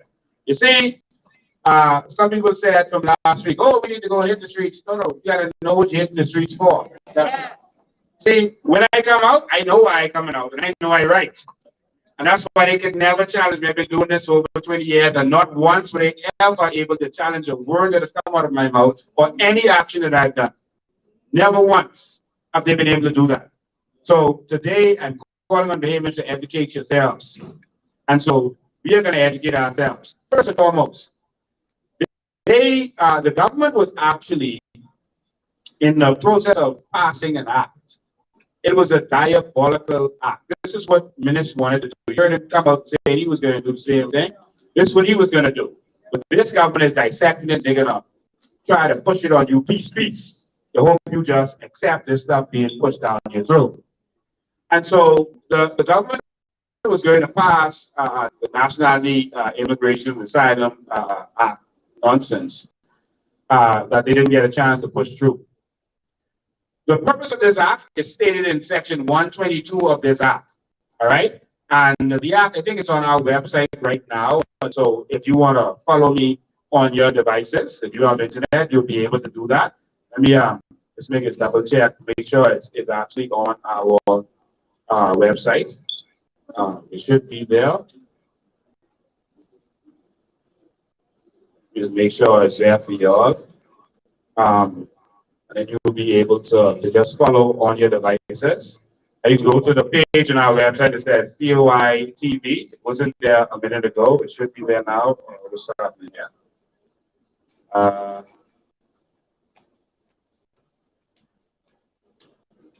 Okay. It's not showing up there. Yeah, what I'm going to do. I'm going to go and put this on the front page of our website. Because, you know, we don't like to kill trees. We like to save trees. Like we're doing on the Crown Line right now. We're saving trees from being burned for coal. So in order to save some trees, what we do is we're going to put this right on the front page. I'm gonna do that for you right now. Just give me 1 sec to get this on there for you, because I want all of you to be able to see this. See, we want an educated populace. We're not like those older days political parties just want you to be stupid and foolish to jump up and down and shake pom poms. We want you to know why you're shaking that pom pom. That's what we want. Shake that pom pom for sense, not for nonsense. And then you go into the outside, turn it into the pump. All right? And then coming back and shaking pom pom. My MP, making MPs millionaires. One day we put in robbing you. It's processing. Just give it a second. In the meantime, I'll get started. The purpose of this new act, because Ryan Pinner started talking about, oh, it's too big, and because it's so big, they got to do it piece. He said it's 111 pages. There's a reason that it's 111 pages, and it's a reason why it's so big. The reason it is because this isn't an amendment. This wasn't an amendment. The intention was to repeal the Immigration Act. So the Immigration Act that protected us and protected our interests, section 122 of this new diabolical act would have repealed the whole Immigration Act. That's right. Yes. The whole thing. That is section 122 of it. That is why it's 111 pages, because it's a whole act. It's not an amendment they was trying to bring. And so this is where the problem comes in. This is why it's so big. They was dealing with all of these issues at the same time and changing the entire Immigration Act that protects us. That's right. That has certain things in place to protect our borders. They was just wholesale getting rid of that. That's right. Section 122 for persons who are taking notes. Section 122 of the Act. All right, we loading it onto the website right now. Start to sign in again. That's what the purpose was. And so this wasn't just what they normally do. Let's just add this in there, add that in there. No, they was obliterating our entire nationality. The nationality, I'm going to read it for you from the beginning to tell you what they was obliterating. And they started by telling you what they was obliterating. Right, the internet just a little bit slow. I want to put this because I want you to see this as I'm doing this. Again, you can imagine if Dr. Minnis was still in power when he passed this out. If Dr. Minnis had gotten back in power, I don't know where we would have been. It's about to say. All right? But guess what? These fellas are continuing. Put a stop to them though. So let me go to the beginning of this act and read this from the beginning to you. The act is on the website now. If you refresh, it's on the seal, it's on coalitionofindependence.com. It's right there. I put it right in the front page so that you could read it. So turn in your Bibles to, you're going to the exact beginning of the act. All right? And the act starts. Listen carefully. This is your children's future. This is your future at stake. I know you might have some things to do. The macaroni might still be in the oven. Let it burn. Or your country could burn. Ladies and gentlemen, this act is called the Nationality, Immigration, and Asylum Bill. All right, 2018. The bill says, and they never read this to y'all, they never release it to y'all. Even when they talk in the media, they don't go into it because it's some secret thing that they didn't want y'all to know. Well, you know, we are revealers of secrets. That's right. Because we work for the one who is a revealer of secrets. That's right. And the bill says, a bill for an act to repeal the Bahamas Nationality Act and the Immigration Act and reform the law on nationality and immigration and to make provisions for asylum and for connected purposes. What the hell is a connected purpose? So I'm on page 7 if you're following on your devices. That's where it starts. A bill for an act to repeal the Bahamas Nationality Act. That's your nationality act that protects you. The act I was reading online the other day. To get rid of that. The Immigration Act, get rid of that. And to reform the law on nationality and immigration and to make provisions for asylum and for connected purposes. And so section 124, section 124 of this act, for those who follow it, does 122 does exactly what I said to you. It repeals the Immigration Act. Repeal. The Immigration Act, chapter 191, is hereby repealed. All right? This is what they were planning. Okay? And so I'm going to start with the asylum part of this. Then we go to the citizenship part. This citizenship part has some stuff in it that's going to blow your mind, but you're going to see the real secret agenda behind this. This ain't nothing to do with gender equality. They're trying to open our borders. Right. And I can show you that in writing. They are trying to regularize everyone who came in this country illegal before this day. Yes. That's in writing.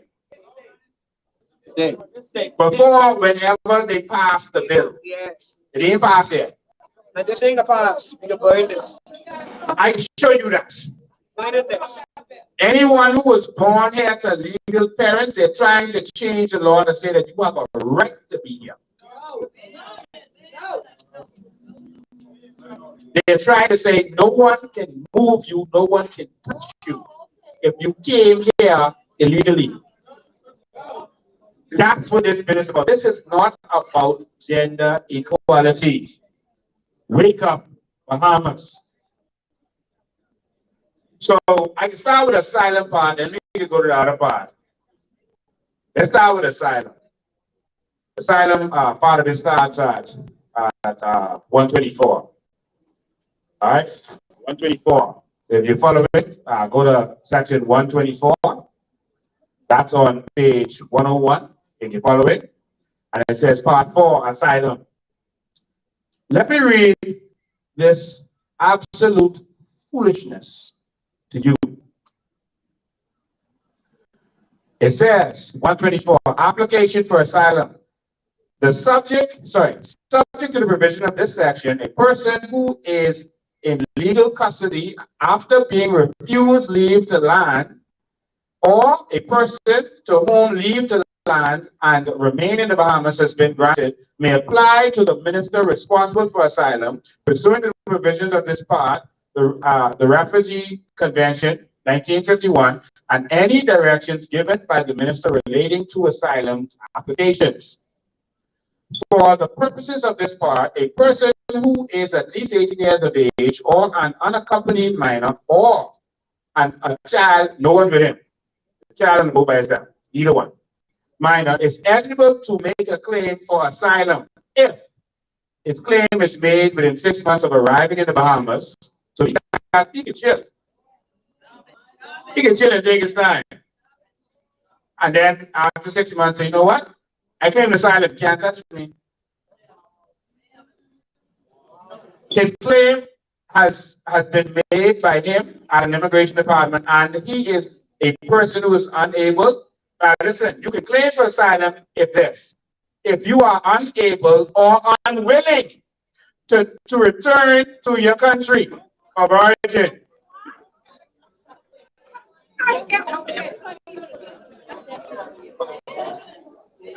Just a bit. Now, you know what I should read this to you all, right? I read it to you all.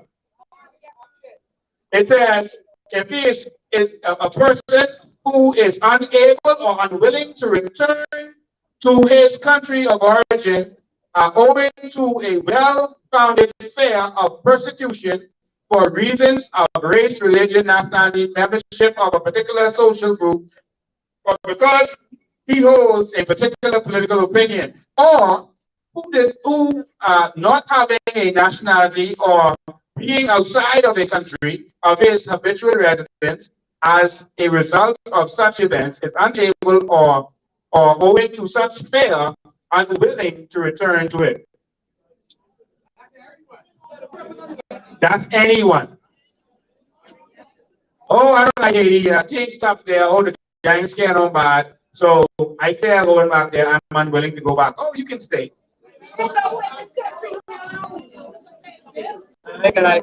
It's the bill. It's the bill. Next, subsection 3. Subsection 3. Where a claim is made for asylum, it shall be recorded by the director, and if the director is satisfied that the claim was made within 6 months of the applicant's arrival in the Bahamas, he shall designate the applicant as an asylum seeker.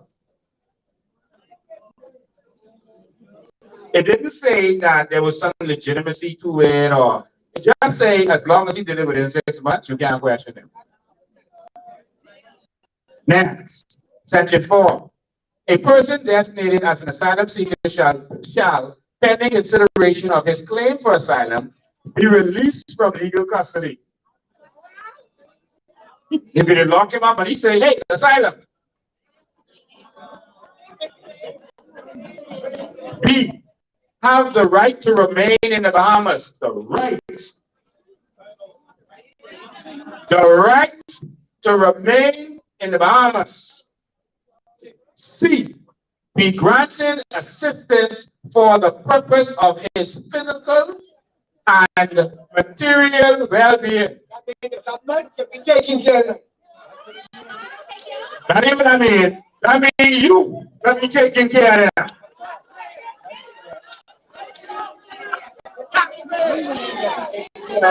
They're taking care of us.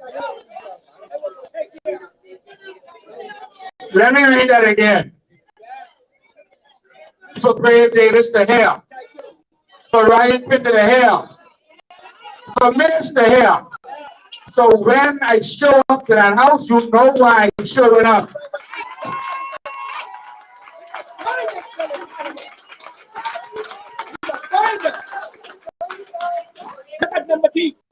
Number C,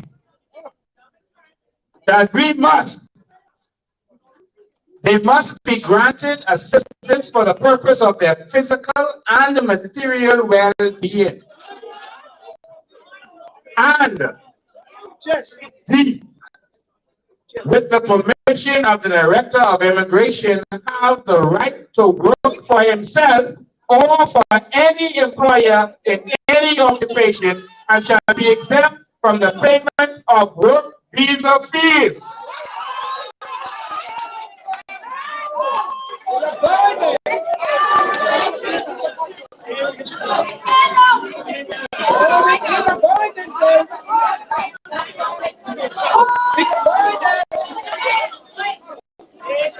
Five, subject to subsection 7, the minister is satisfied that for obvious and compelling reasons based on a well-founded fear and persecution, the claimant cannot be returned to his country of origin or nationality, may grant him refugee status, and may make arrangements for his support and accommodation and upkeep until he finds gainful employment.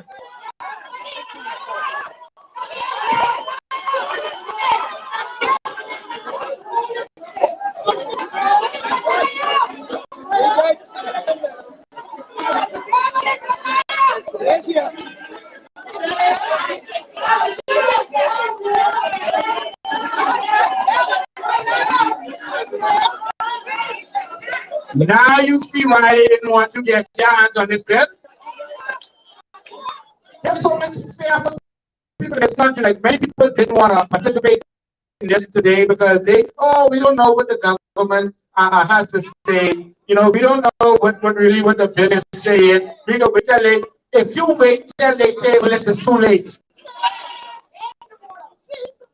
You can't wait till they go to the table. You need to block them from getting to the house. Because they can tell you anything. Like how Perry say, whatever the opinion polls say, we're going to go with it.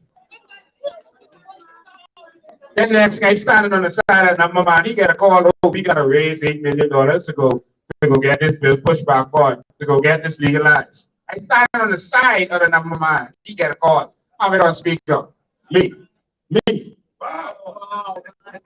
And the government, someone call him, I can't say the government, someone call him and say, we got to put together $8 million. I call it numbers. To get this.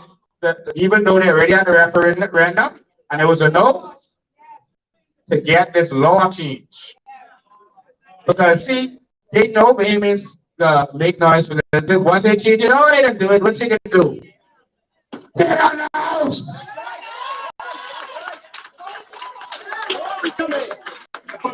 Let me finish read. All right, so just so you hear that again, because some of you might think your ears was ringing or something and you heard wrong. It says that the minister must grant them refugee status and may make arrangements for his support, accommodation, and upkeep until he finds gainful employment.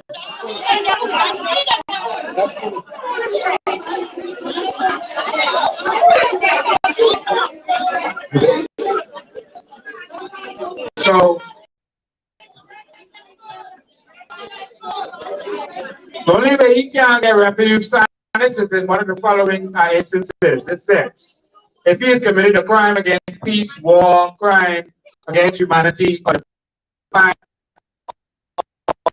defining a provision for such crimes. All right? If he has committed a serious non-political crime outside of the Bahamas prior to admission to the Bahamas, or if he has been guilty of acts contrary to the purpose and principles of the United Nations. All right, that's the only reason he can be given asylum.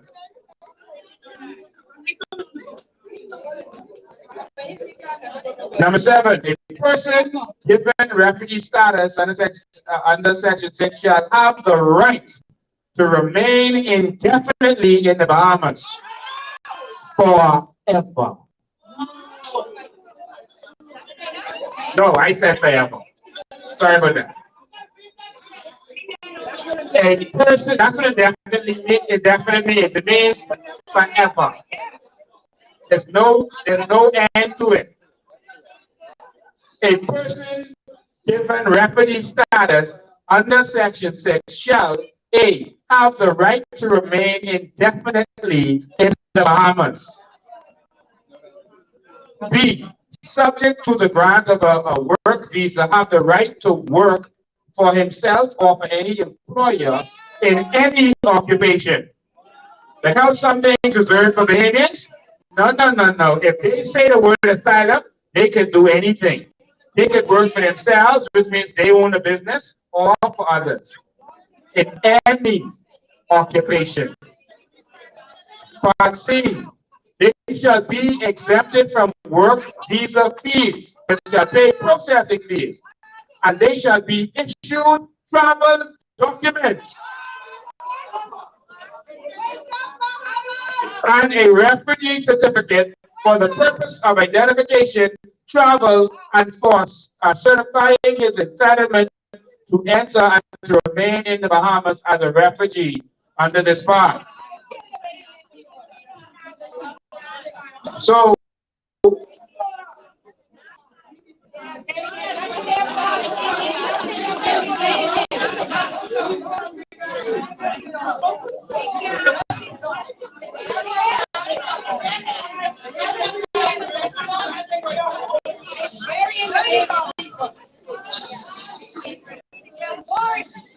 so that is some of it I read. It's on the website. You can read the rest of it.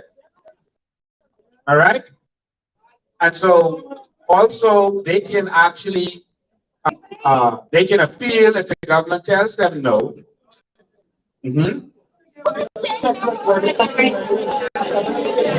Yes. If it's an unaccompanied minor, like they just put their child in the boat and the child to show up, the government have to take care of them. That's section 13. Right? So if I was one of them, and unlike Graham, I am not. If I was one of them, I would be on a boat headed this way too.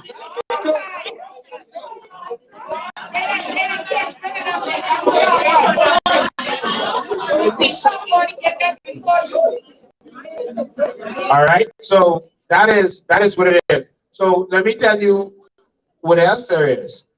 You actually, that now opens the door for a new business for those who are in people smuggling. Because you could pay, but now that's legal. That ain't just you coming here and live illegally. That's you coming here and the government is going to take care of you. So what they did is they put something there saying, oh, you can't bring someone, smuggle someone in who intends to seek asylum. All right, that, they put a clause in there, and I can read it for you. But if you don't charge them no money, then you could bring them. You're free to bring them. Now, of course, you got who on that boat you think is say tell the government he charge me money. Because the two go back. That's true. So where is that? Helping an asylum seeker, that's 128 if you follow it. It says a person who knowingly and for gain facilitates the arrival in the Bahamas of an individual and knows or has reasonable cause to believe an individual intends to claim asylum under section 124 commits an offense is liable on summary conviction to a fine of $3,000. If you pay me $8,000 and the government can charge me $3,000 if I get it, that sounds like some good profit.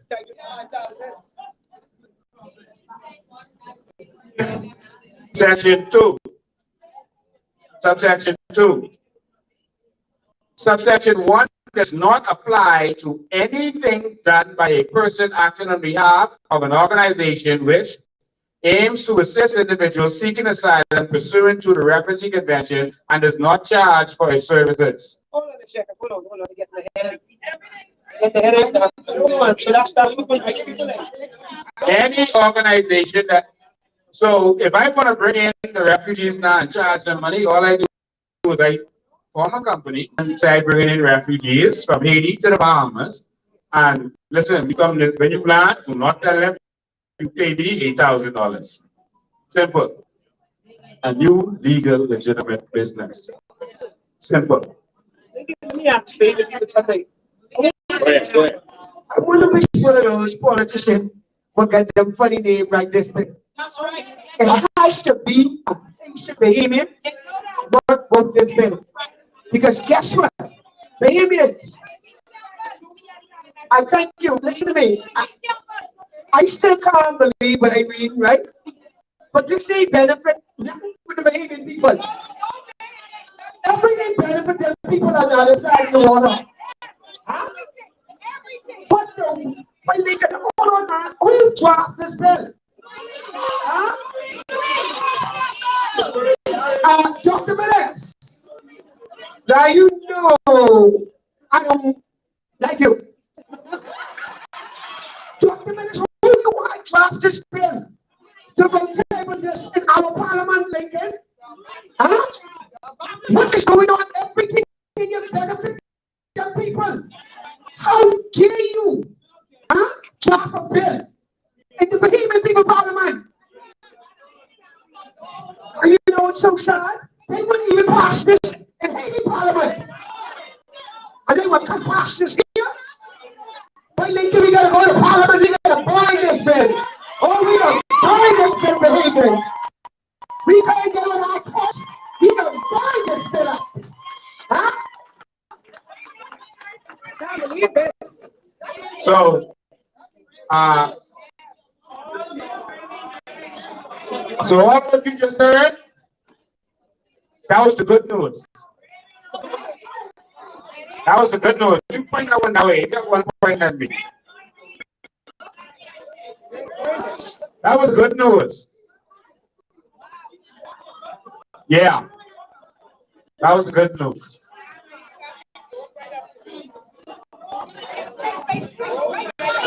Now, make sure you see this for this one.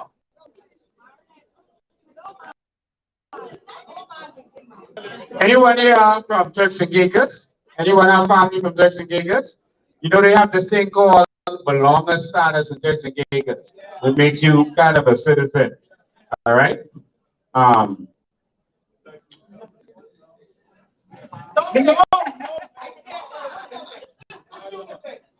So they are now trying to bring belonging status to the Bahamas for them.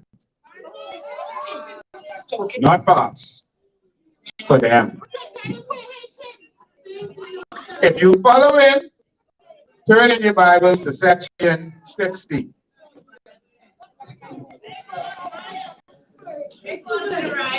Grant of resident belonging status.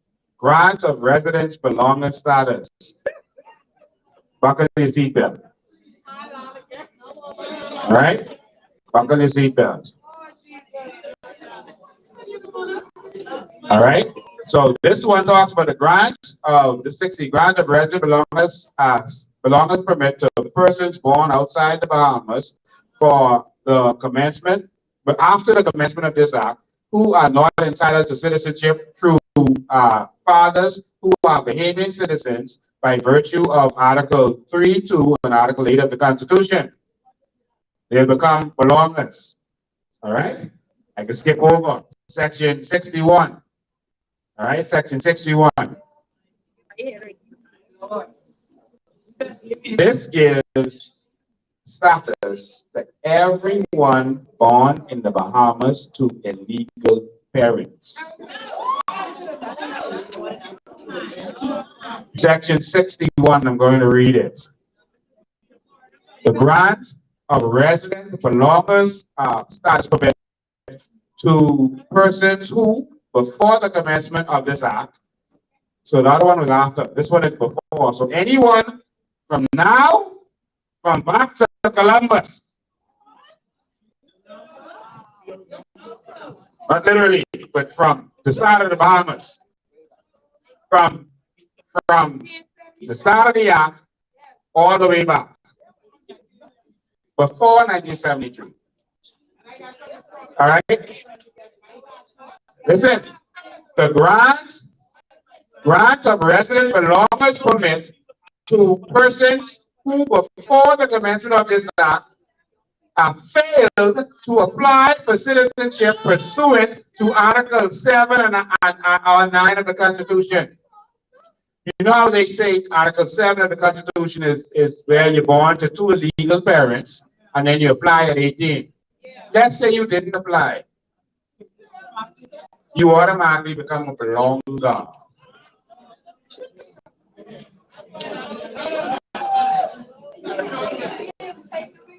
So it says the Director of Immigration may, on application made in the prescribed form and made in accordance with the the regulations and the directions of the board, grants a resident belongers permit to a person who was born in the Bahamas after July 1973 to non-Bahamian parents, resides permanently in the Bahamas and intends to continue to reside in the Bahamas permanently. C, having attained the age of 19, has failed to apply for registration as a citizen of the Bahamas in accordance with the Article 7 of the Constitution and makes application for a permit under this section within a period of 6 months after commencement of this act. And so that's anyone who failed in all of the history of the Bahamas to apply. This opens the door to not let them in. And you can never move them. They have rights. This is what all of this is about. Wait, there's more. The Director of Immigration made on application made in a prescribed form and made in accordance with the regulations and directions of the board, grant residential belongers permit to a person who was born legitimately outside the Bahamas. So even if he was born outside the Bahamas, outside the Bahamas after July 1973 to a Bahamian woman, resides permanently in the Bahamas and intends to continue to reside in the Bahamas permanently, having attained the age of 21 years, has failed before the commencement of this act to apply for registration as citizen of the Bahamas pursuant to Article 9 of the Constitution, and he makes application, etc., etc. Hold on a second, hold on. Tell me the people that said, you see what C said? Mm-hmm. That means these people then could be registered as citizens of the Commonwealth of the Bahamas. Yeah. After the age of 21. That means they can vote. That means they get a piece of pie. That's right.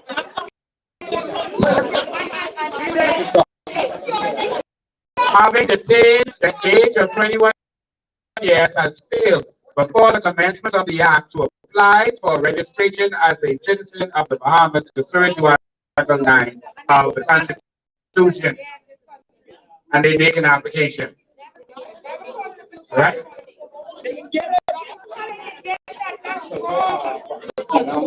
No, they become a belonger. A belonger, see, that's what they do.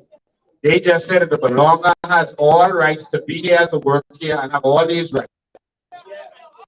But definitively decline it. All right? Revocation of.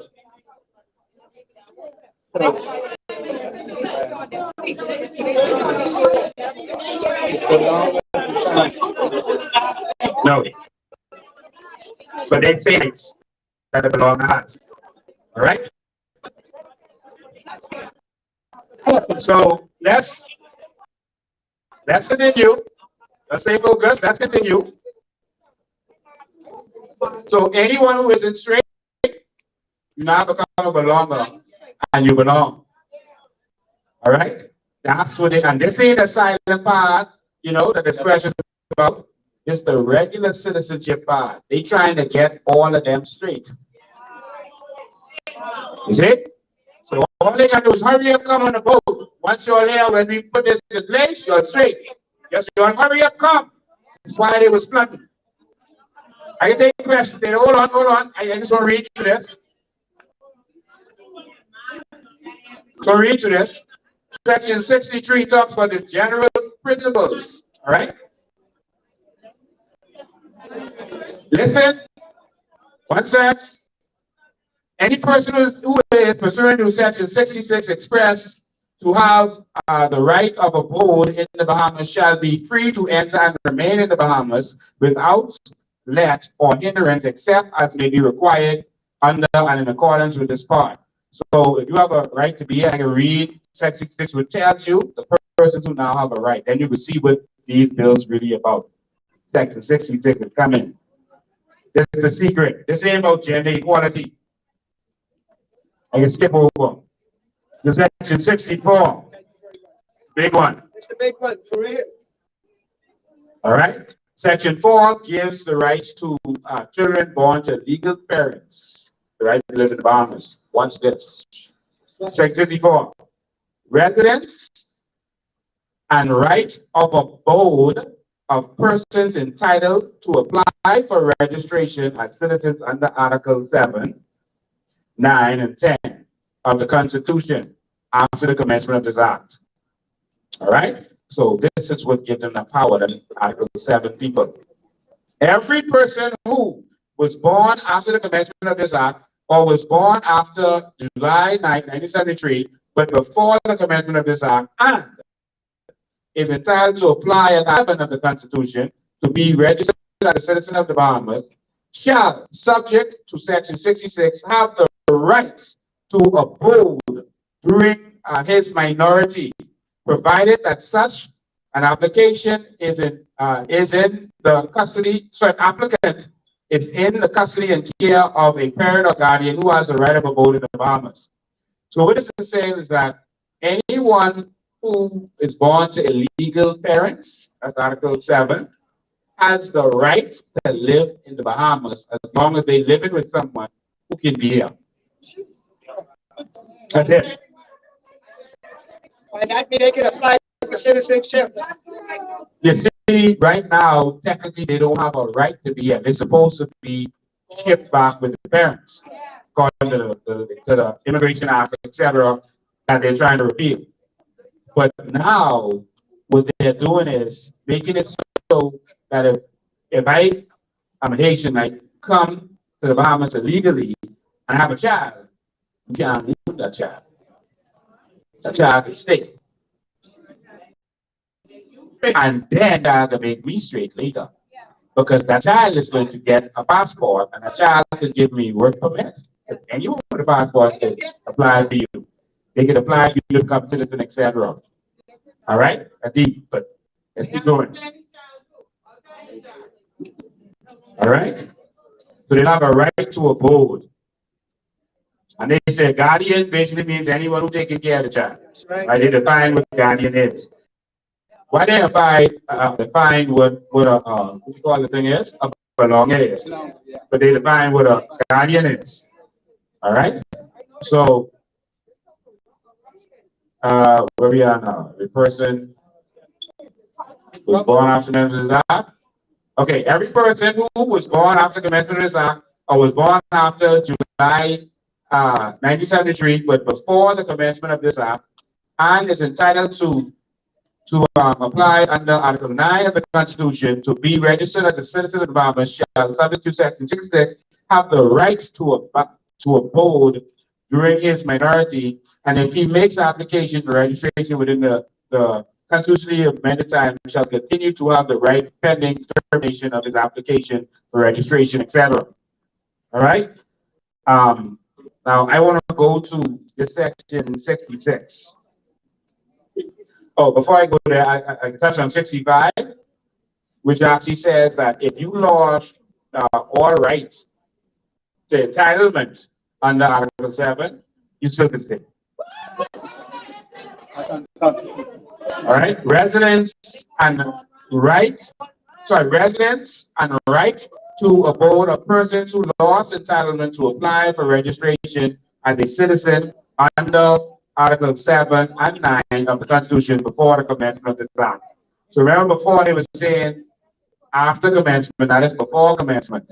So before commencement of this act, and it says, every person who before the commencement of this act reached the constitutionally mandated age for applying for registration as a citizen of the Bahamas under Article 7 and 9 Constitution and failed to make such application within the constitutionally mandated time shall during the period of 6 months after the commencement of this act have the right to abode, provided that within the said period of 6 months he makes application for some other legal status, etc., etc. So in other words, what they're saying is once the act comes in place, Listen, in 6 months, you all just apply. It don't matter if how long ago you all were supposed to apply, we get you all straight. That is what that is saying. All right, and that's 65. Now, we go into 66. These are the persons allowed to enter and live in the Bahamas. They have a whole list. And what politicians do, this is a Trojan horse theory that they have in political science. If many of you study political science, you always hide what you're doing in the middle. Because people might read the beginning, they might read the end, but by the middle they get on. That's why in section 71 of the Constitution, it tells you who is charged. It says the Queen is the sovereign head of the state, basically. All right, in section 71. Should not be the first thing they say who is charged, like in America's Constitution. The first thing they mention is the Parliament and the President. But us, they hide it in the middle somewhere. Because they listen, these Negroes, you might read the first part of this and read the pre-fancy preamble, but they ain't never get to 71. Not for many, many years. And so that's what they always do in these acts. So don't pay much attention to the first. Whenever you see them put a bunch of stuff together in an act, they try and hide something. Like whenever they try to give you long contracts to do anything, like them mortgage agreements and all that kind of stuff, they hide something. Go straight to the middle. All right. So this section 66. Persons entitled to land and remain in the Bahamas. Right of abode. So now they're going to start off with some stuff that's very obvious. The persons who have a right to land and remain being in the Bahamas. And then they can get to the sneaky part and then go back to some other stuff. Watch this. This is section 66(1). It says, subject to the provisions of this part, a person shall have the right to abode if he is a citizen of the Bahamas by birth, adoption, registration, or naturalization. It's pretty obvious, right? But notice, these passports they out there selling, and they giving to people, those people can now adopt people, as many as they want. It's another loophole we ignore, and they're doing it now. So when the fella come on social media and say, see, I got passport, I got passport. Now he can adopt anyone he wants to in the world. And they are allowed to come here and live as if they are citizens of this country. I said citizen. Let me tell you the problem I have with this. Again, the gender stuff. Okay. The problem I have is that anyone could become a citizen of the Bahamas by paper, by buying it, and they could be prime minister. Or have any position in this country. Everything. And Bahamians never thought of that. Louis told me when he was younger, he wanted to be prime minister. Louis Georges, and I'm saying it publicly, Louis Georges, you said you want to be prime minister.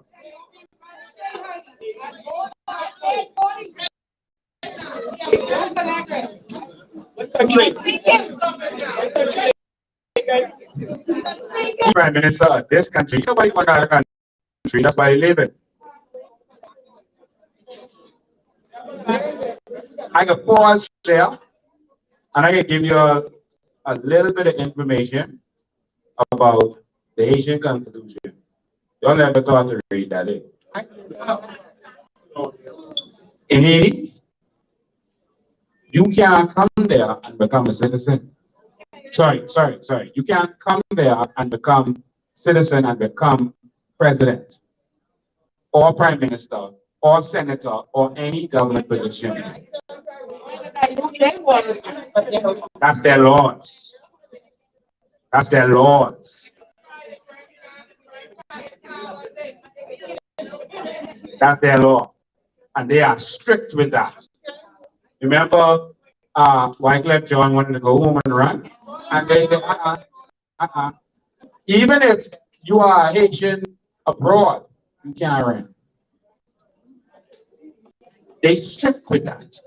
But guess what? The Bahamas, we don't have any rules as it relates to that.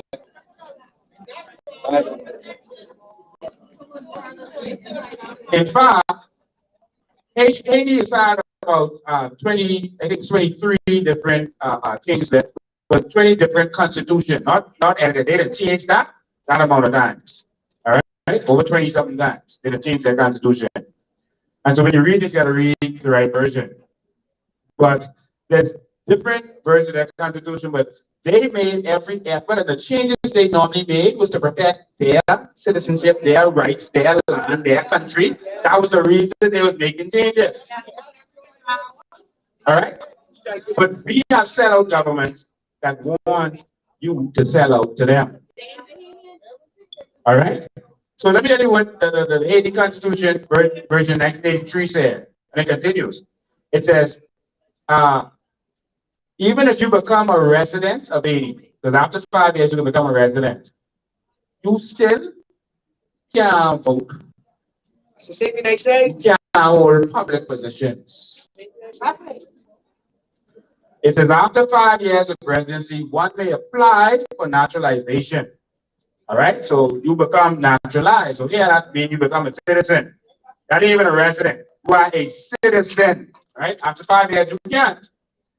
Yet may not practice political rights until 10 years after the date of naturalization. These political rights include right to participate in the election of the president of the republic. You can't participate. Right to defend and serve the country. You can't be police, military, nothing. Right to elect or appoint to public office, any public office, civil servant, any public office. All right. So, with our people, we're just letting this happen. As a foreigner, you cannot even own land in Haiti. If they give you residency, you can only have land for you to live on. You can't have no other land. If they naturalize you, you gotta wait. If you are Haitian that moved abroad, you can't own land. They made a few edits to some of these rules in 2012, their constitution. So you still gotta wait to participate in public office, etc., etc. But you can never be president of their country, and no foreigner can own land in their country. All right.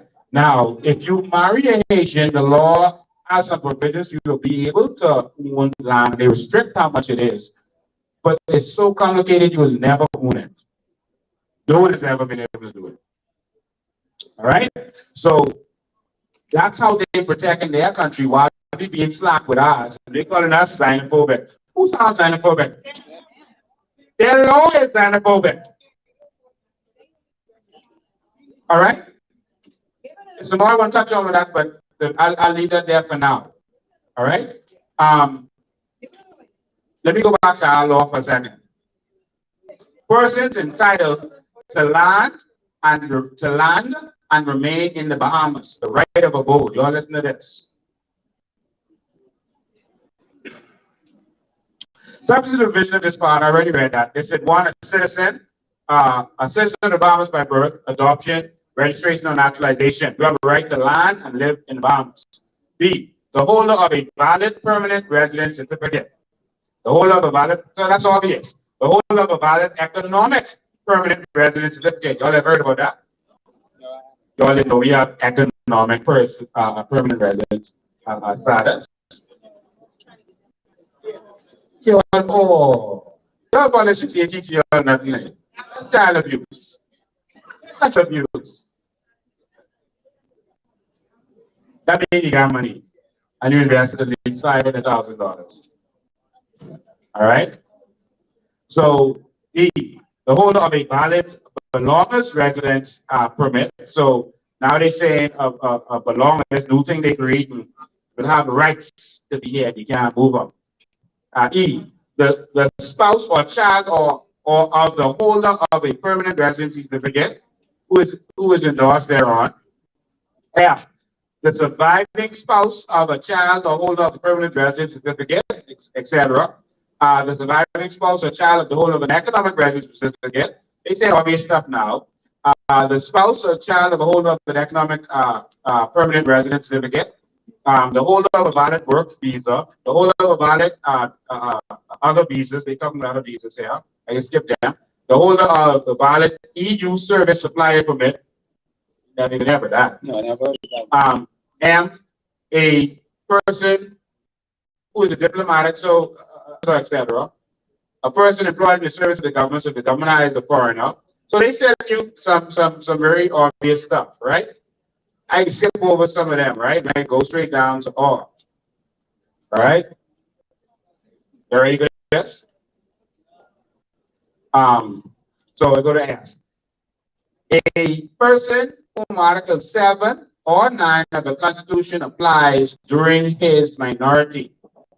So they are putting this in writing now to let you know that while they're a child, they got a right to be here. All right? And you can't move them. They have a right to enter, go in and out of this country. T, a person to whom Article 7 and 9 applies and who has made application to be registered as a citizen pending the determination of his application for registration. Put that in writing. Article 7 people, so even if it is not a child, so the children, you can't touch them. And even if they're not a child anymore, you can't touch them while they're doing the application process. You, a person to whom Article 7 or 9 applies and whose application to be registered as a citizen is refused pending determination of any appeal. So even if they refuse them for some reason, they get appealed and you still can't touch them. B, a person who at the commencement of this act has lost his entitlement to apply for registration as a citizen of the Bahamas under Article 7 or 9 for 6 months following the commencement of this act or pending determination of any application or legal status made within that 6 months. I have never seen any law, and I know the whole law in the Bahamas, like the back of my hand. Every time a court ruling comes out, the Supreme Court, appeal court, I read it so I'm abreast of the law. I've never heard a law where they repeat something twice. Where they say something, and then they come back in another section, say it again. If you miss it here, see it here too. In case you didn't get it. I've never seen that in the law. Now, you like the Constitution. You ever seen that in the Constitution? I've never seen that. They're making sure that this is codified properly. You can't get around this. All right? And they say it in different ways. In case you all didn't get it before, you can't touch them. Next, W, a person who has applied for asylum. So the person who has a right to abide here, live here, you can't move them, they have a right to enter, come and go. Next, W, a person who has applied for asylum, his spouse, and dependents, pending determination of his application. So you can't touch him or his spouse or his children. And all he said was the one English word they could teach him when they come on that boat, asylum. Yeah. X, a person who appealed the refusal and continuance, the person who has appealed the refusal, discontinuance, and expulsion of his application for asylum. His spouse, his dependents, etc. So if you refuse them and he appeals, you know, only stuff that take years. Yeah, that's him. 10 years later, he's still here, and guess what? He's been here so long, now he can apply for residency.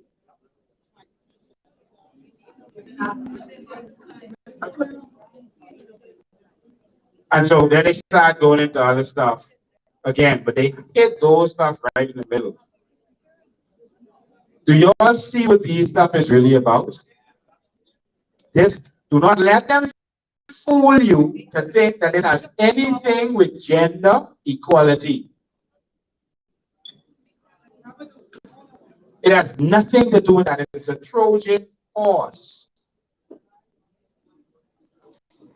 Did you all notice that no one from the media is here?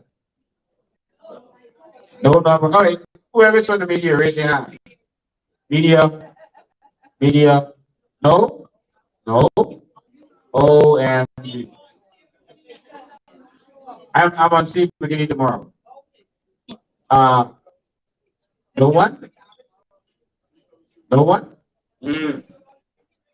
But notice they start to go to the story to give you sympathy for these other people. You see how who's doing it. You know, showing you the police officer, the corporal who grew up in the Chinatown. And then he has to grow up in Chinatown. So being town was in the Chinatown. Canberra was in Chinatown. And the concern I have with that, I mean, I'm happy with Jared, I have no problem with him, right? But the problem I have with that is that his parents came here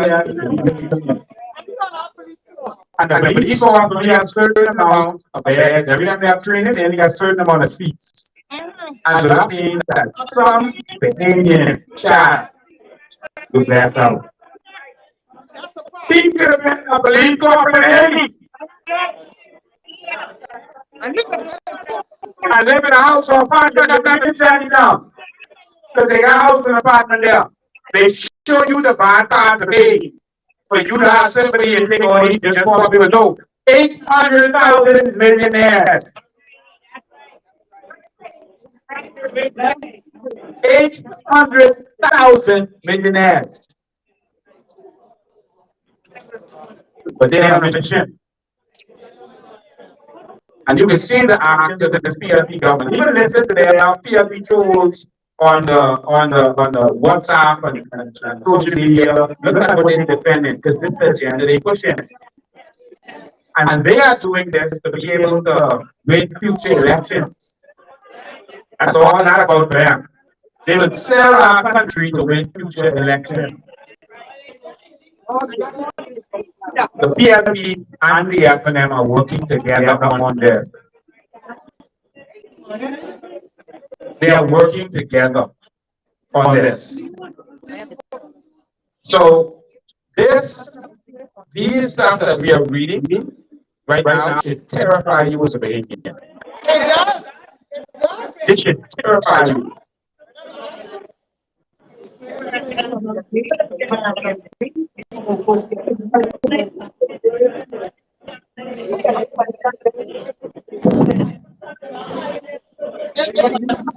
Promises was going to pay you. I am willing to stand up. Okay, Andrea.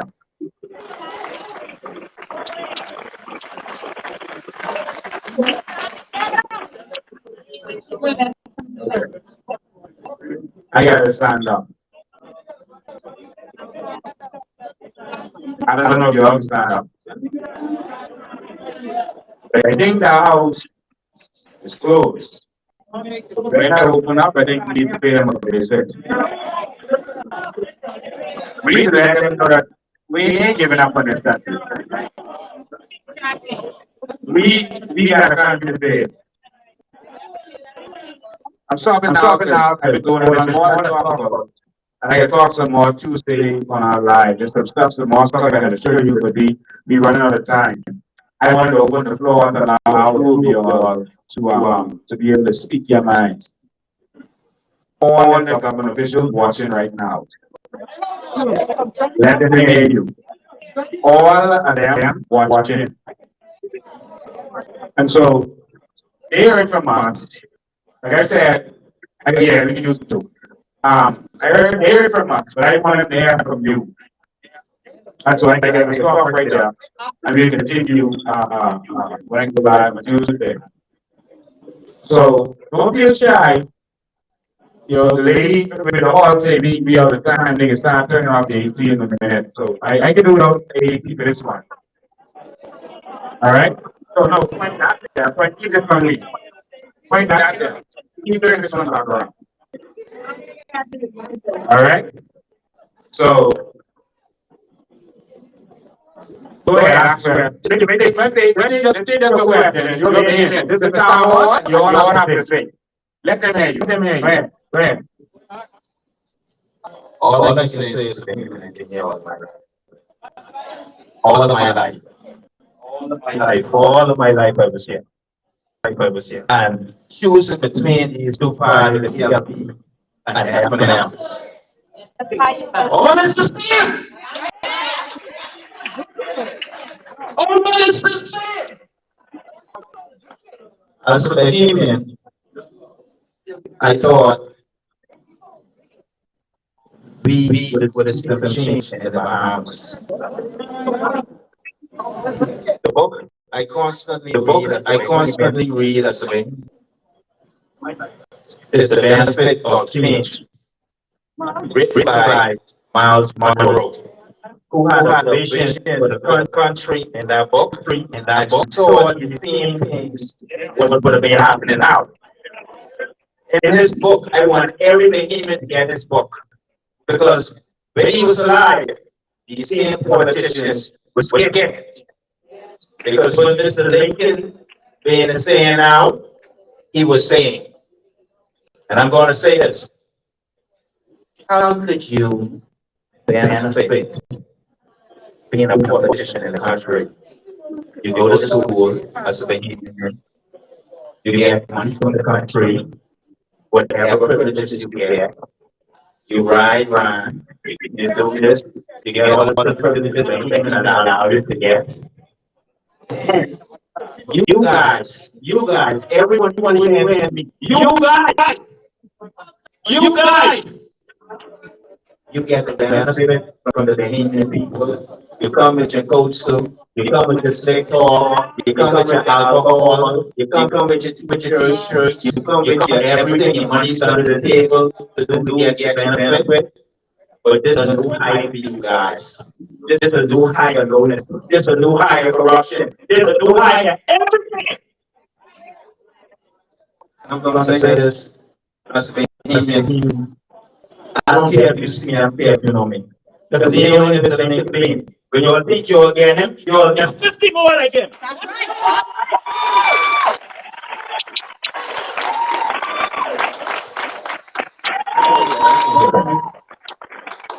When you think you the support of Mr. Lincoln Bean, you get one. You get that one. It would be many odds for you guys. It would be many odds. But they ain't gonna change. Don't care how much you try longer, bro. Don't care how much you try drugs. I've been here all of my life. And I can tell you all now, Mr. Lincoln Bean opened my eyes. You guys think you're escape. But you're no longer living in this country. I tell you, you are no longer living in this country. If you all make this, you all no longer live in this country. You all no longer live in this country. Mutiny. You all no longer live in this country. You all think Haitians are serious. You all pushing us to a low. You all pushing us. You pushing him like a dog in a corner. We gonna fight. We gonna fight. We gonna fight. We gonna fight. We gonna fight. We gonna fight. We gonna fight.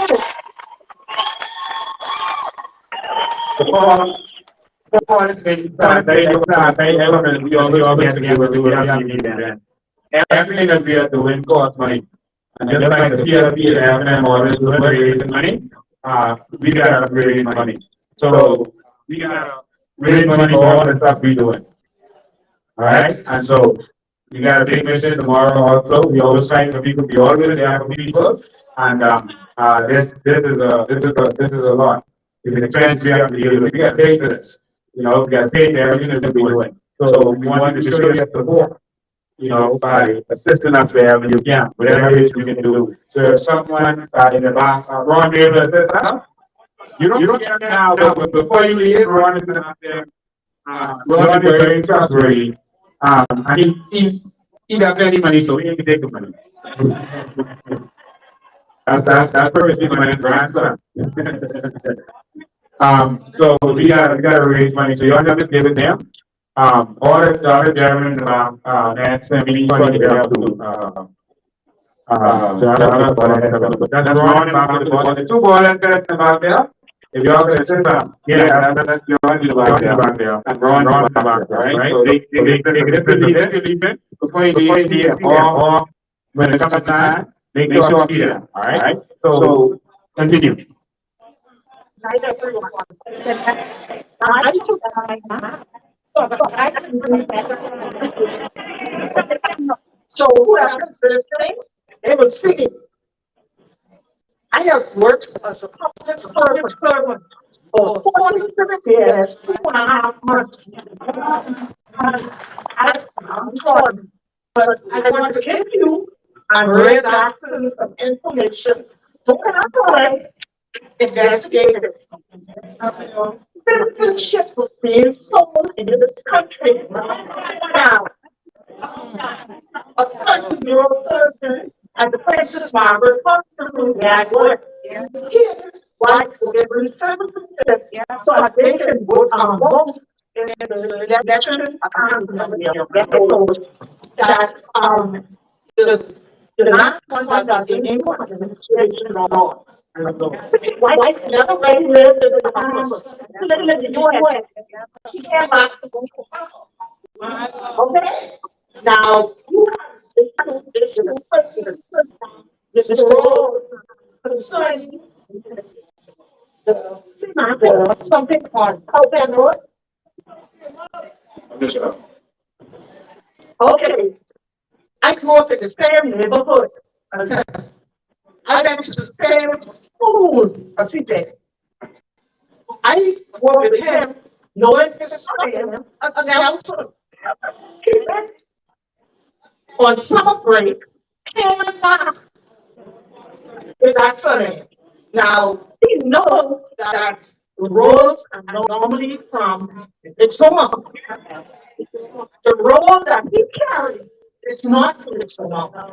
The road he carried is my mother's friend from Brother Sami Luther, who is his mother Gladys, had 2 children for. I know all his speakers, all of them around there.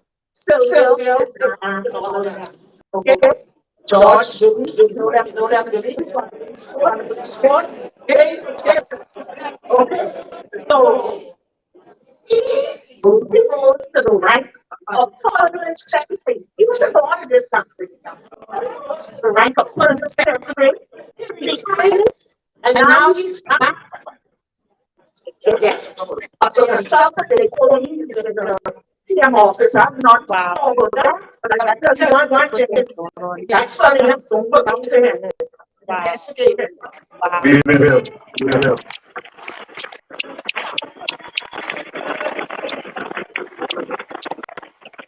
Anyone not going to speak? Okay, come.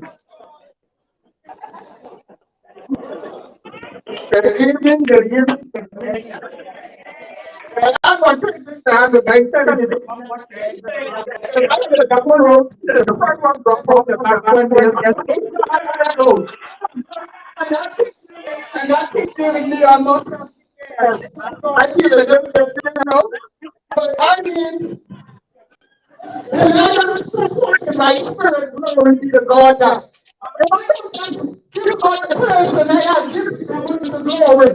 So, you know, I'm the sister Jay, by the way, and I try to stay cool and I try to stay in the radar.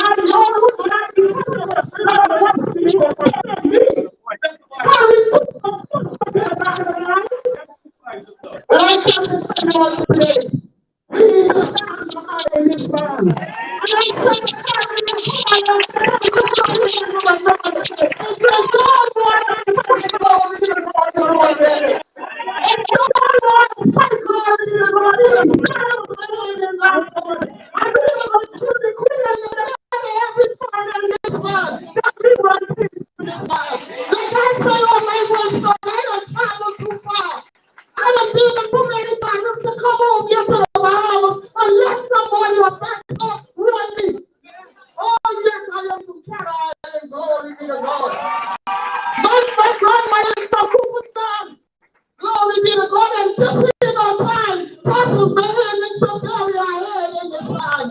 They don't want to just destroy us. They want to annihilate us. Glory be to God. They want to take every remembrance of the hidden people from the Bible. But I said a clarion call unto the suburban.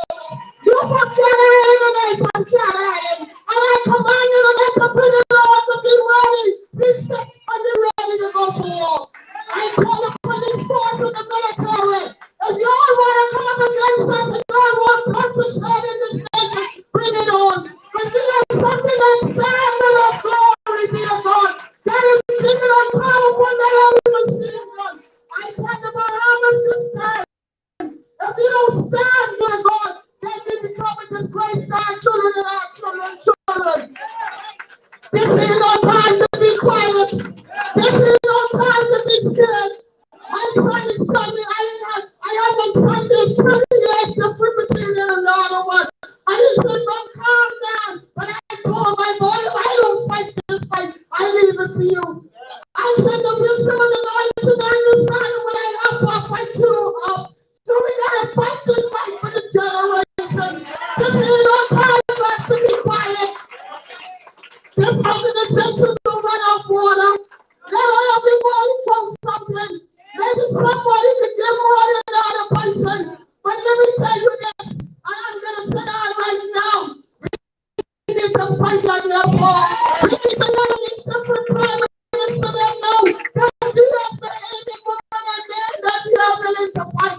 We gotta fight in a bloodshed in this round society. But then the bond is over, glory be to God. And the war has been won. We should stand tall, we should be ready, and some of us may lose, but victory should be ours in the name of Jesus. In Jesus' name I call it done.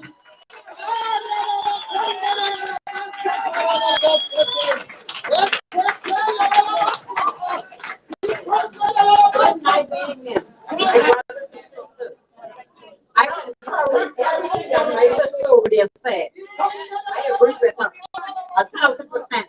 But we as Bahamian people, we have to stand up.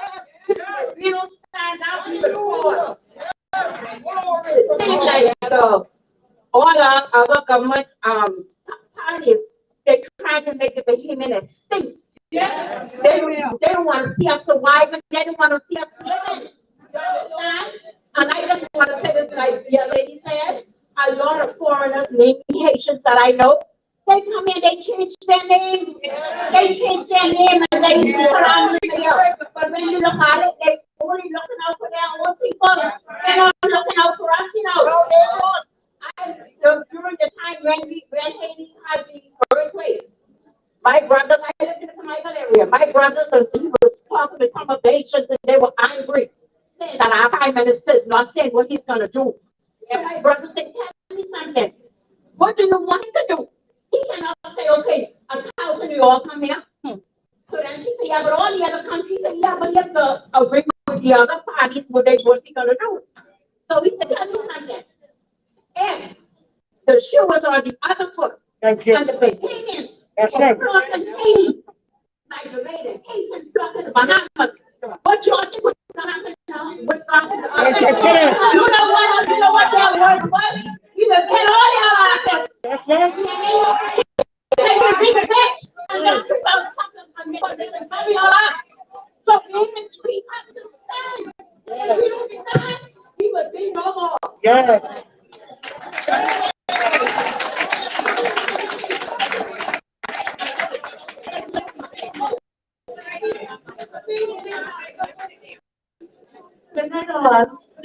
I feel that the Lord has a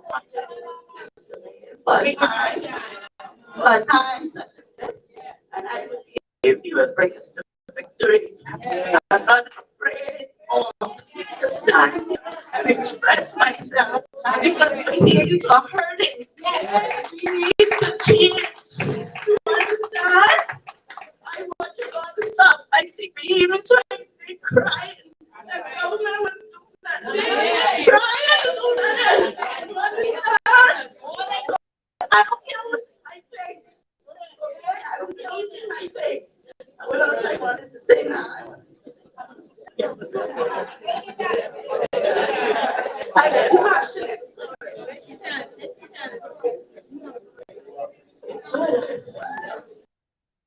Yeah. Okay.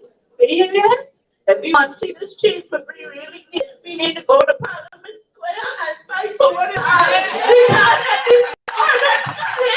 And take what belongs to the people. I am no longer afraid. I'm afraid to stand for my country. I am organic. Bahamian. I'm not afraid anymore.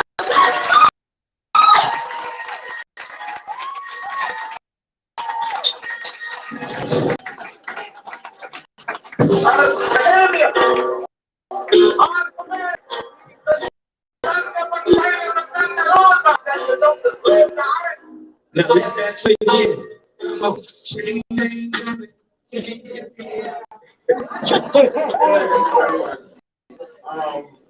glad to see, everybody come out and, showing support, I know a lot of, I know a lot of us, made a sacrifice to come out. Like I say, I appreciate, like, everyone coming out, because when I clock and stuff a little, scared. But I'm glad to see that we actually have people who, paying attention to what Mr. Bean, Mr. Green, Mr. Oxen, I'm saying, you know what I mean? And I feel like we need to unite. If we do not unite, like, I don't know if y'all see this from a spiritual realm. I don't know if y'all have, the spirit of discernment. Like, if we don't stand up and fight, like, Independence said, we keep us, we just lay down and lose our country. You understand? It's time to fight. And I just want to ask one question, we need to say the date in advance because there's no way in the world they could sabotage a march. You understand what I'm saying? But if you give the date in advance, we will have like time to prepare because you have a lot of people who are working who like to come out to show their support. We need you guys to give us a date, a definite date, because at this point we aren't scared anymore. So, to get the Russell Square. And in fact, I have two daughters, and that's what I'm fighting for. I never voted in the past of PLP or FNF because I know they've been robbing. I've been watching it. They've been taking the salt, they've been taking the regulate, they've been taking all the minerals, all the minerals. And my family always used to tell me that I don't vote, I don't have a voice, but now I have a voice. I always used to tell them I have a voice, but now I have the people who support the voice that I have. You understand what I'm saying? I can lay down and let people don't do anything to me. I remember one time my uncle told me that I can't beat the system, but together we as the Bahamian people, we can beat the system. You understand what I'm saying? And change is not coming, change is there. I appreciate Mr. Bean, Mr. Green, and all the guys, Mr. Jackson, everybody who support, and all you guys, and everybody out there. I feel like we need to spread this message, take it to the streets, and this is like a thing of animosity. We don't hate the foreigners. You understand what I'm saying? It's just at the end of the day, Bahamians first. If we don't come first, you understand what I'm saying? God first, and then you understand? And then we can deal with y'all. We can't deal with y'all if we don't have nothing. And you all here benefiting more than us. You'll have more rights. You understand? A few weeks ago, my mother was in a hospital, and she couldn't even get a bed. They had the comatose and stuff. This woman couldn't even get a bed. She's a high school teacher. She has books in the school curriculum running sheet that are actually on the school curriculum with the children of the use. My mother, who was a public servant, couldn't get a bed. You understand what I'm saying? So and then someone like me, I don't want to waste up all the time, but like it is, sometimes I just want to get, little radical. I feel like that's the only way they understand. But if I go out there and do it by myself, they can just kill me because you know how the police them go. And then they can turn around and say, well, all the young people them be just, you understand, mix up on our head. When we have educated people here. I feel like I was cheated from life because numerous times I took the defense force test. And I had enough credentials. I had EJCs, EGCSEs, and they never hired me on the defense force. I was working 2 or 3 jobs trying to put myself to flight school. I'm it. And this Union government send NIB send the police to my house one time and it's writing fraudulent checks. I never write the fraudulent checks. I have so much times when I could have gone and shoot the Union government, but I always just said, you understand what I'm saying? Take it down. Because I didn't have it. But I feel like it's time to real the fight. They come into everything when they give me all my opportunities. You know what's time to put on my persona that? Numerous times.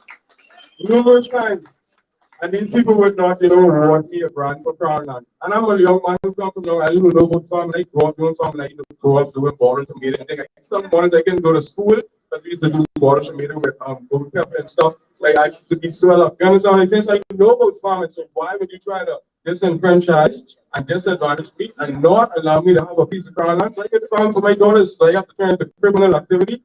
I gotta go probably go running humans or this thing and that. It shouldn't be that way, man. Thank you, thank you. All right, ladies and gentlemen, we're going to take one more and then we'll have to shut down. Good night. Good night to Mr. Nathan. The bonnet. I must give, first of all, honor and glory to God Almighty. Because why? 2020, the beginning of the lockdown, I couldn't walk for 2 months. And I promised God, if He raises me up again, I will speak to Him. And I told Him, I said, God, I will give you honor and glory wherever I go, first of all. But Bahamians, let me tell you something, first of all. We are royal priesthood. We are holy nation. This is what God told me. Don't be afraid. Don't let no one keep you down. Don't worry with those politicians. Their days are numbered. Their days are numbered. And I try shame on you all. You all are in disgrace. God is angry with the wickedness you all are doing. You all know it is wickedness. I ain't scared of your pa, your mom, none of you all. I live in the name of Anthony Vincent Edstrom. I ain't scared of none. I give glory. I want a God, and only God I am afraid of. Because I was on my deathbed. I was stricken with the stroke and heart attack was taking my body. And I promised God, I said, God, if you spare my life, I will preach the gospel for you and I will not be afraid. I will let dying man know they need to repent. They need to turn back to God. Some of these things that are happening to us, these are the acts and the works of God trying to get our attention. Anytime I should Israel turn their backs on God, God allow the foreigners to come in and overthrow them. Understand what's going on. Have a good night. Mr. Davis, and you all, come on, you all better get serious. Stand up. You don't know God, but you're going to meet Him face to face. And you all, as you all have done. Prime Minister Ingram and Terry Christie, all of you all are going to be judged by the Almighty God. Have a very good night. Thank you very much.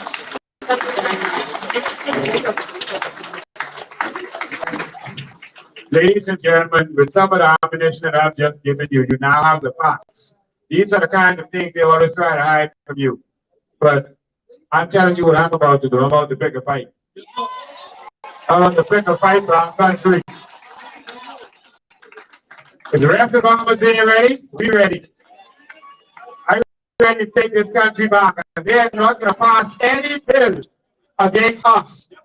If we said no twice, it's no. No means no. No means no. No means no. No means no. So, ladies and gentlemen, as soon as they open up our house, we got to pay them a visit at our house to let them know what the word no means. That's right. When Minister and NPO didn't know, but we can let them know that no means no. And we mean that. We cannot let them give away our country. They are doing everything right in front of our faces like they don't care. Like we don't have no choice. So all we ask you to do tonight, you are here. Fund us, support us. I know some of you went to the back, but some of you can come to the front. And they got a nice drink behind here. We got to fund this movement. And we got to make sure that we are here to stand up for all of our Bahamian people. You can't imagine the amount of work that me and Maria do on a daily basis. I was traveling the States with my family, and a fellow called me and said, this child got kidnapped from the Bahamas and was taken to the United States of America. They wanted me to help track down their child. Everything we do don't make social media, don't make the news. They didn't know where. It was another situation like we did a few months ago where an unfit mother had taken the child and gone. And the whole family is worried about the child. So we found the child all over in Minnesota. And now today the child is back here in Nassau, Bahamas. Every day we have serious issues just like this to deal with. I only got a certain amount of hours in the day, so they can take. So some people try to reach me, they can't. I can only do what I can do. But I know one thing.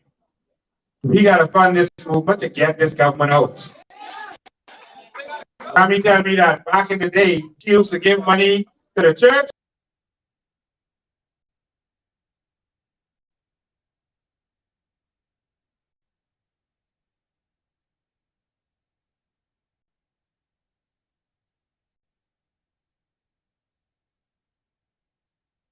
We don't want no money from the oligarchs.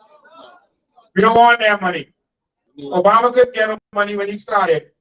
And so he went to the people at $1, $2 at a time. He raised the money to do what he had to do. $1, $2 at a time, we can do this. You can go to our website, you can fund, etc., do what you have to do. You can see what we are doing. If you can't see it, then I understand. When I was a part of the FNL, I couldn't see where the money was going. I know what they were doing with it.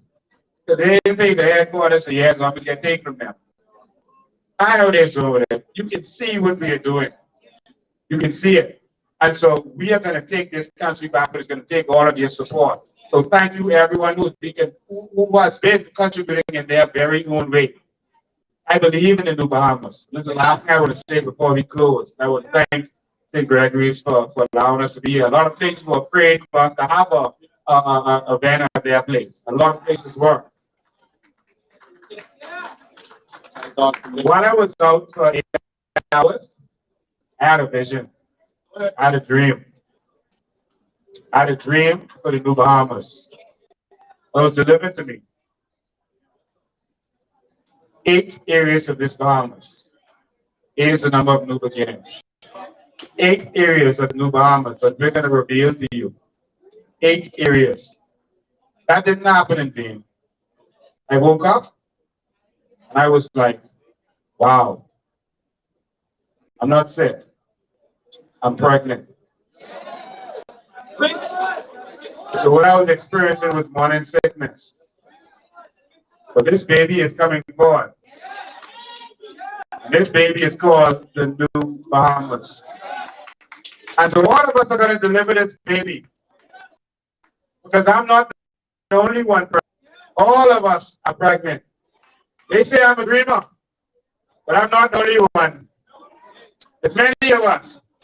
And we are going to dream our way into the New Bahamas. And so when we call you, come. We call you on a work day, sacrifice, take the day off. Let's go there and just let them know. This ain't a whole crew. This is a new set of Bahamians. So thank all of you all for being here. Thank the thousands of people who are watching from social media. But let me tell you something.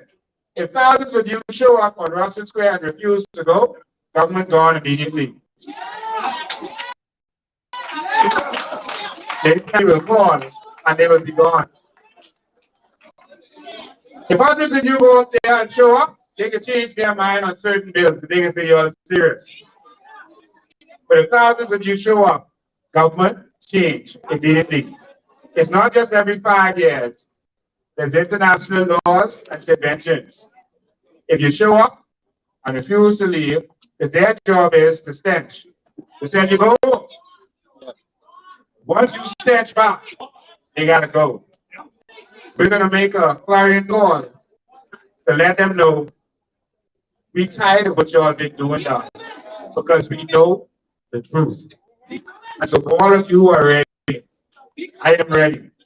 So thank you. The New Bahamas is not a dream. The New Bahamas is reality. Change, come in. Change, come in. See you next time.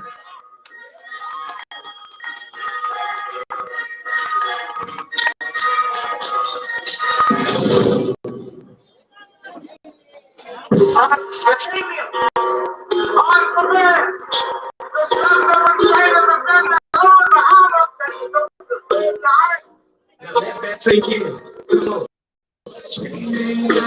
changes, yeah. You're to feel it in the air. Competition from your hands in the air. Don't make myself swear. So you know what to do. No one can think that true. Why you laughing? 15 money. No one has to hope to figure out this money.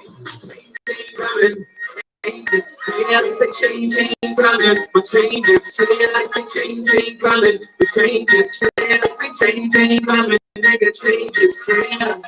Now if you ain't standing with us, then I know you against us. This ain't no time for us to be loose war. This is war, and we riding to the storm. Come on. Shalom, don't fight you.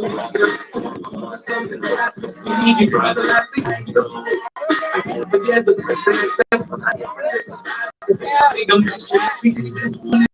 Years, separate us. Keep the time to get the hell up in us. It's time to praise the Lord and keep the Father that God. So we can celebrate us. For my kids, they ain't even playing. On there ready to check that.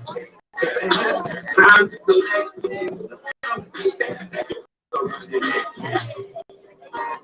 See, y'all been robbing my grandmother, my great-grandmother, and grandfather. It's like y'all can't get enough. Y'all just keep eating and eating and giving us nothing but taxes. Y'all went even as far as to say that this country's in debt. If we ain't got no money, we're not time to tell everybody this country's bigger than. It's time to wake up. Let's talk about natural resources, because every time you bring it up, they hold your horses. They eat with the things, the word of picture. You might think of the business, it's across the water.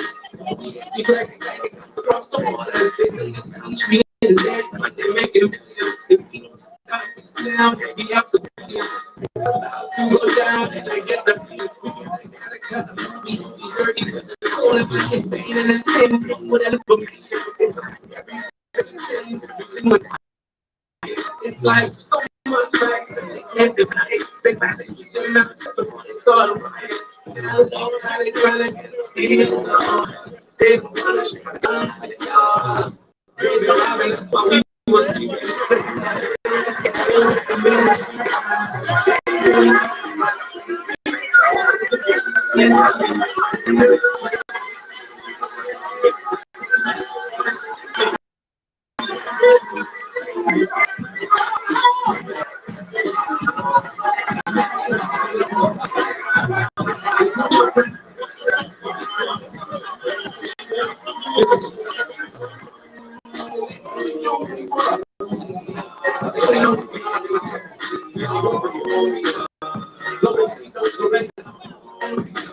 Let's give it to you.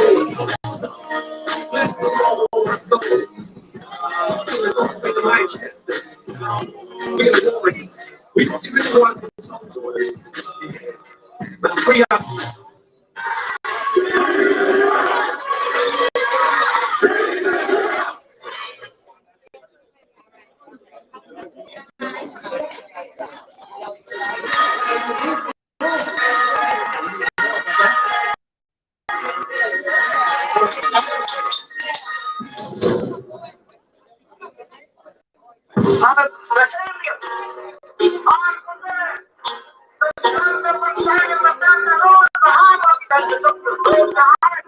Now let that sink in. Come on.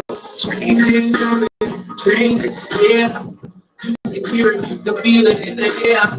All gotta do is put your hands in the air. This is the way you make myself swear. So you know what to do. They got to do.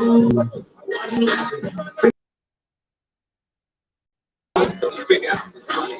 Changing, changes, yeah. They changing. The changes, yeah, the changing, coming, the changes, yeah, the changing, coming, the changes, yeah. Now if you ain't standing with us, then I know you against us. This ain't no time for us to be loose war. This is war, and we riding to the storm. Come on. Let's go. Shalom, Lord, my evil brother. Come on, my son, the last of you, brother. I know. I can't forget the Christian. It's different. Different society. It's a big mission. See, they've been doing it for years, trying to separate us.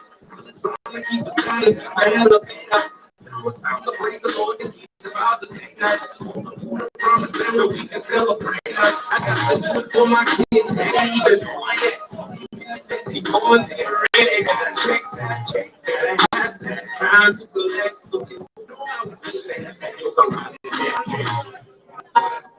See, y'all been robbing my grandmother, my great-great-grandmother, and grandfather. It's like y'all can't get enough. Y'all just keep eating and eating and giving us nothing but taxes. Y'all ain't even as far as to say this country's in debt, because we ain't got no money. We're not time to tell everybody this country's pocket they're making it. It's time to wake up. Let's talk about natural resources, because every time we bring it up, they hold your walks and they word about you. We want to put out the business across the borders. We drag across the water. They're making millions.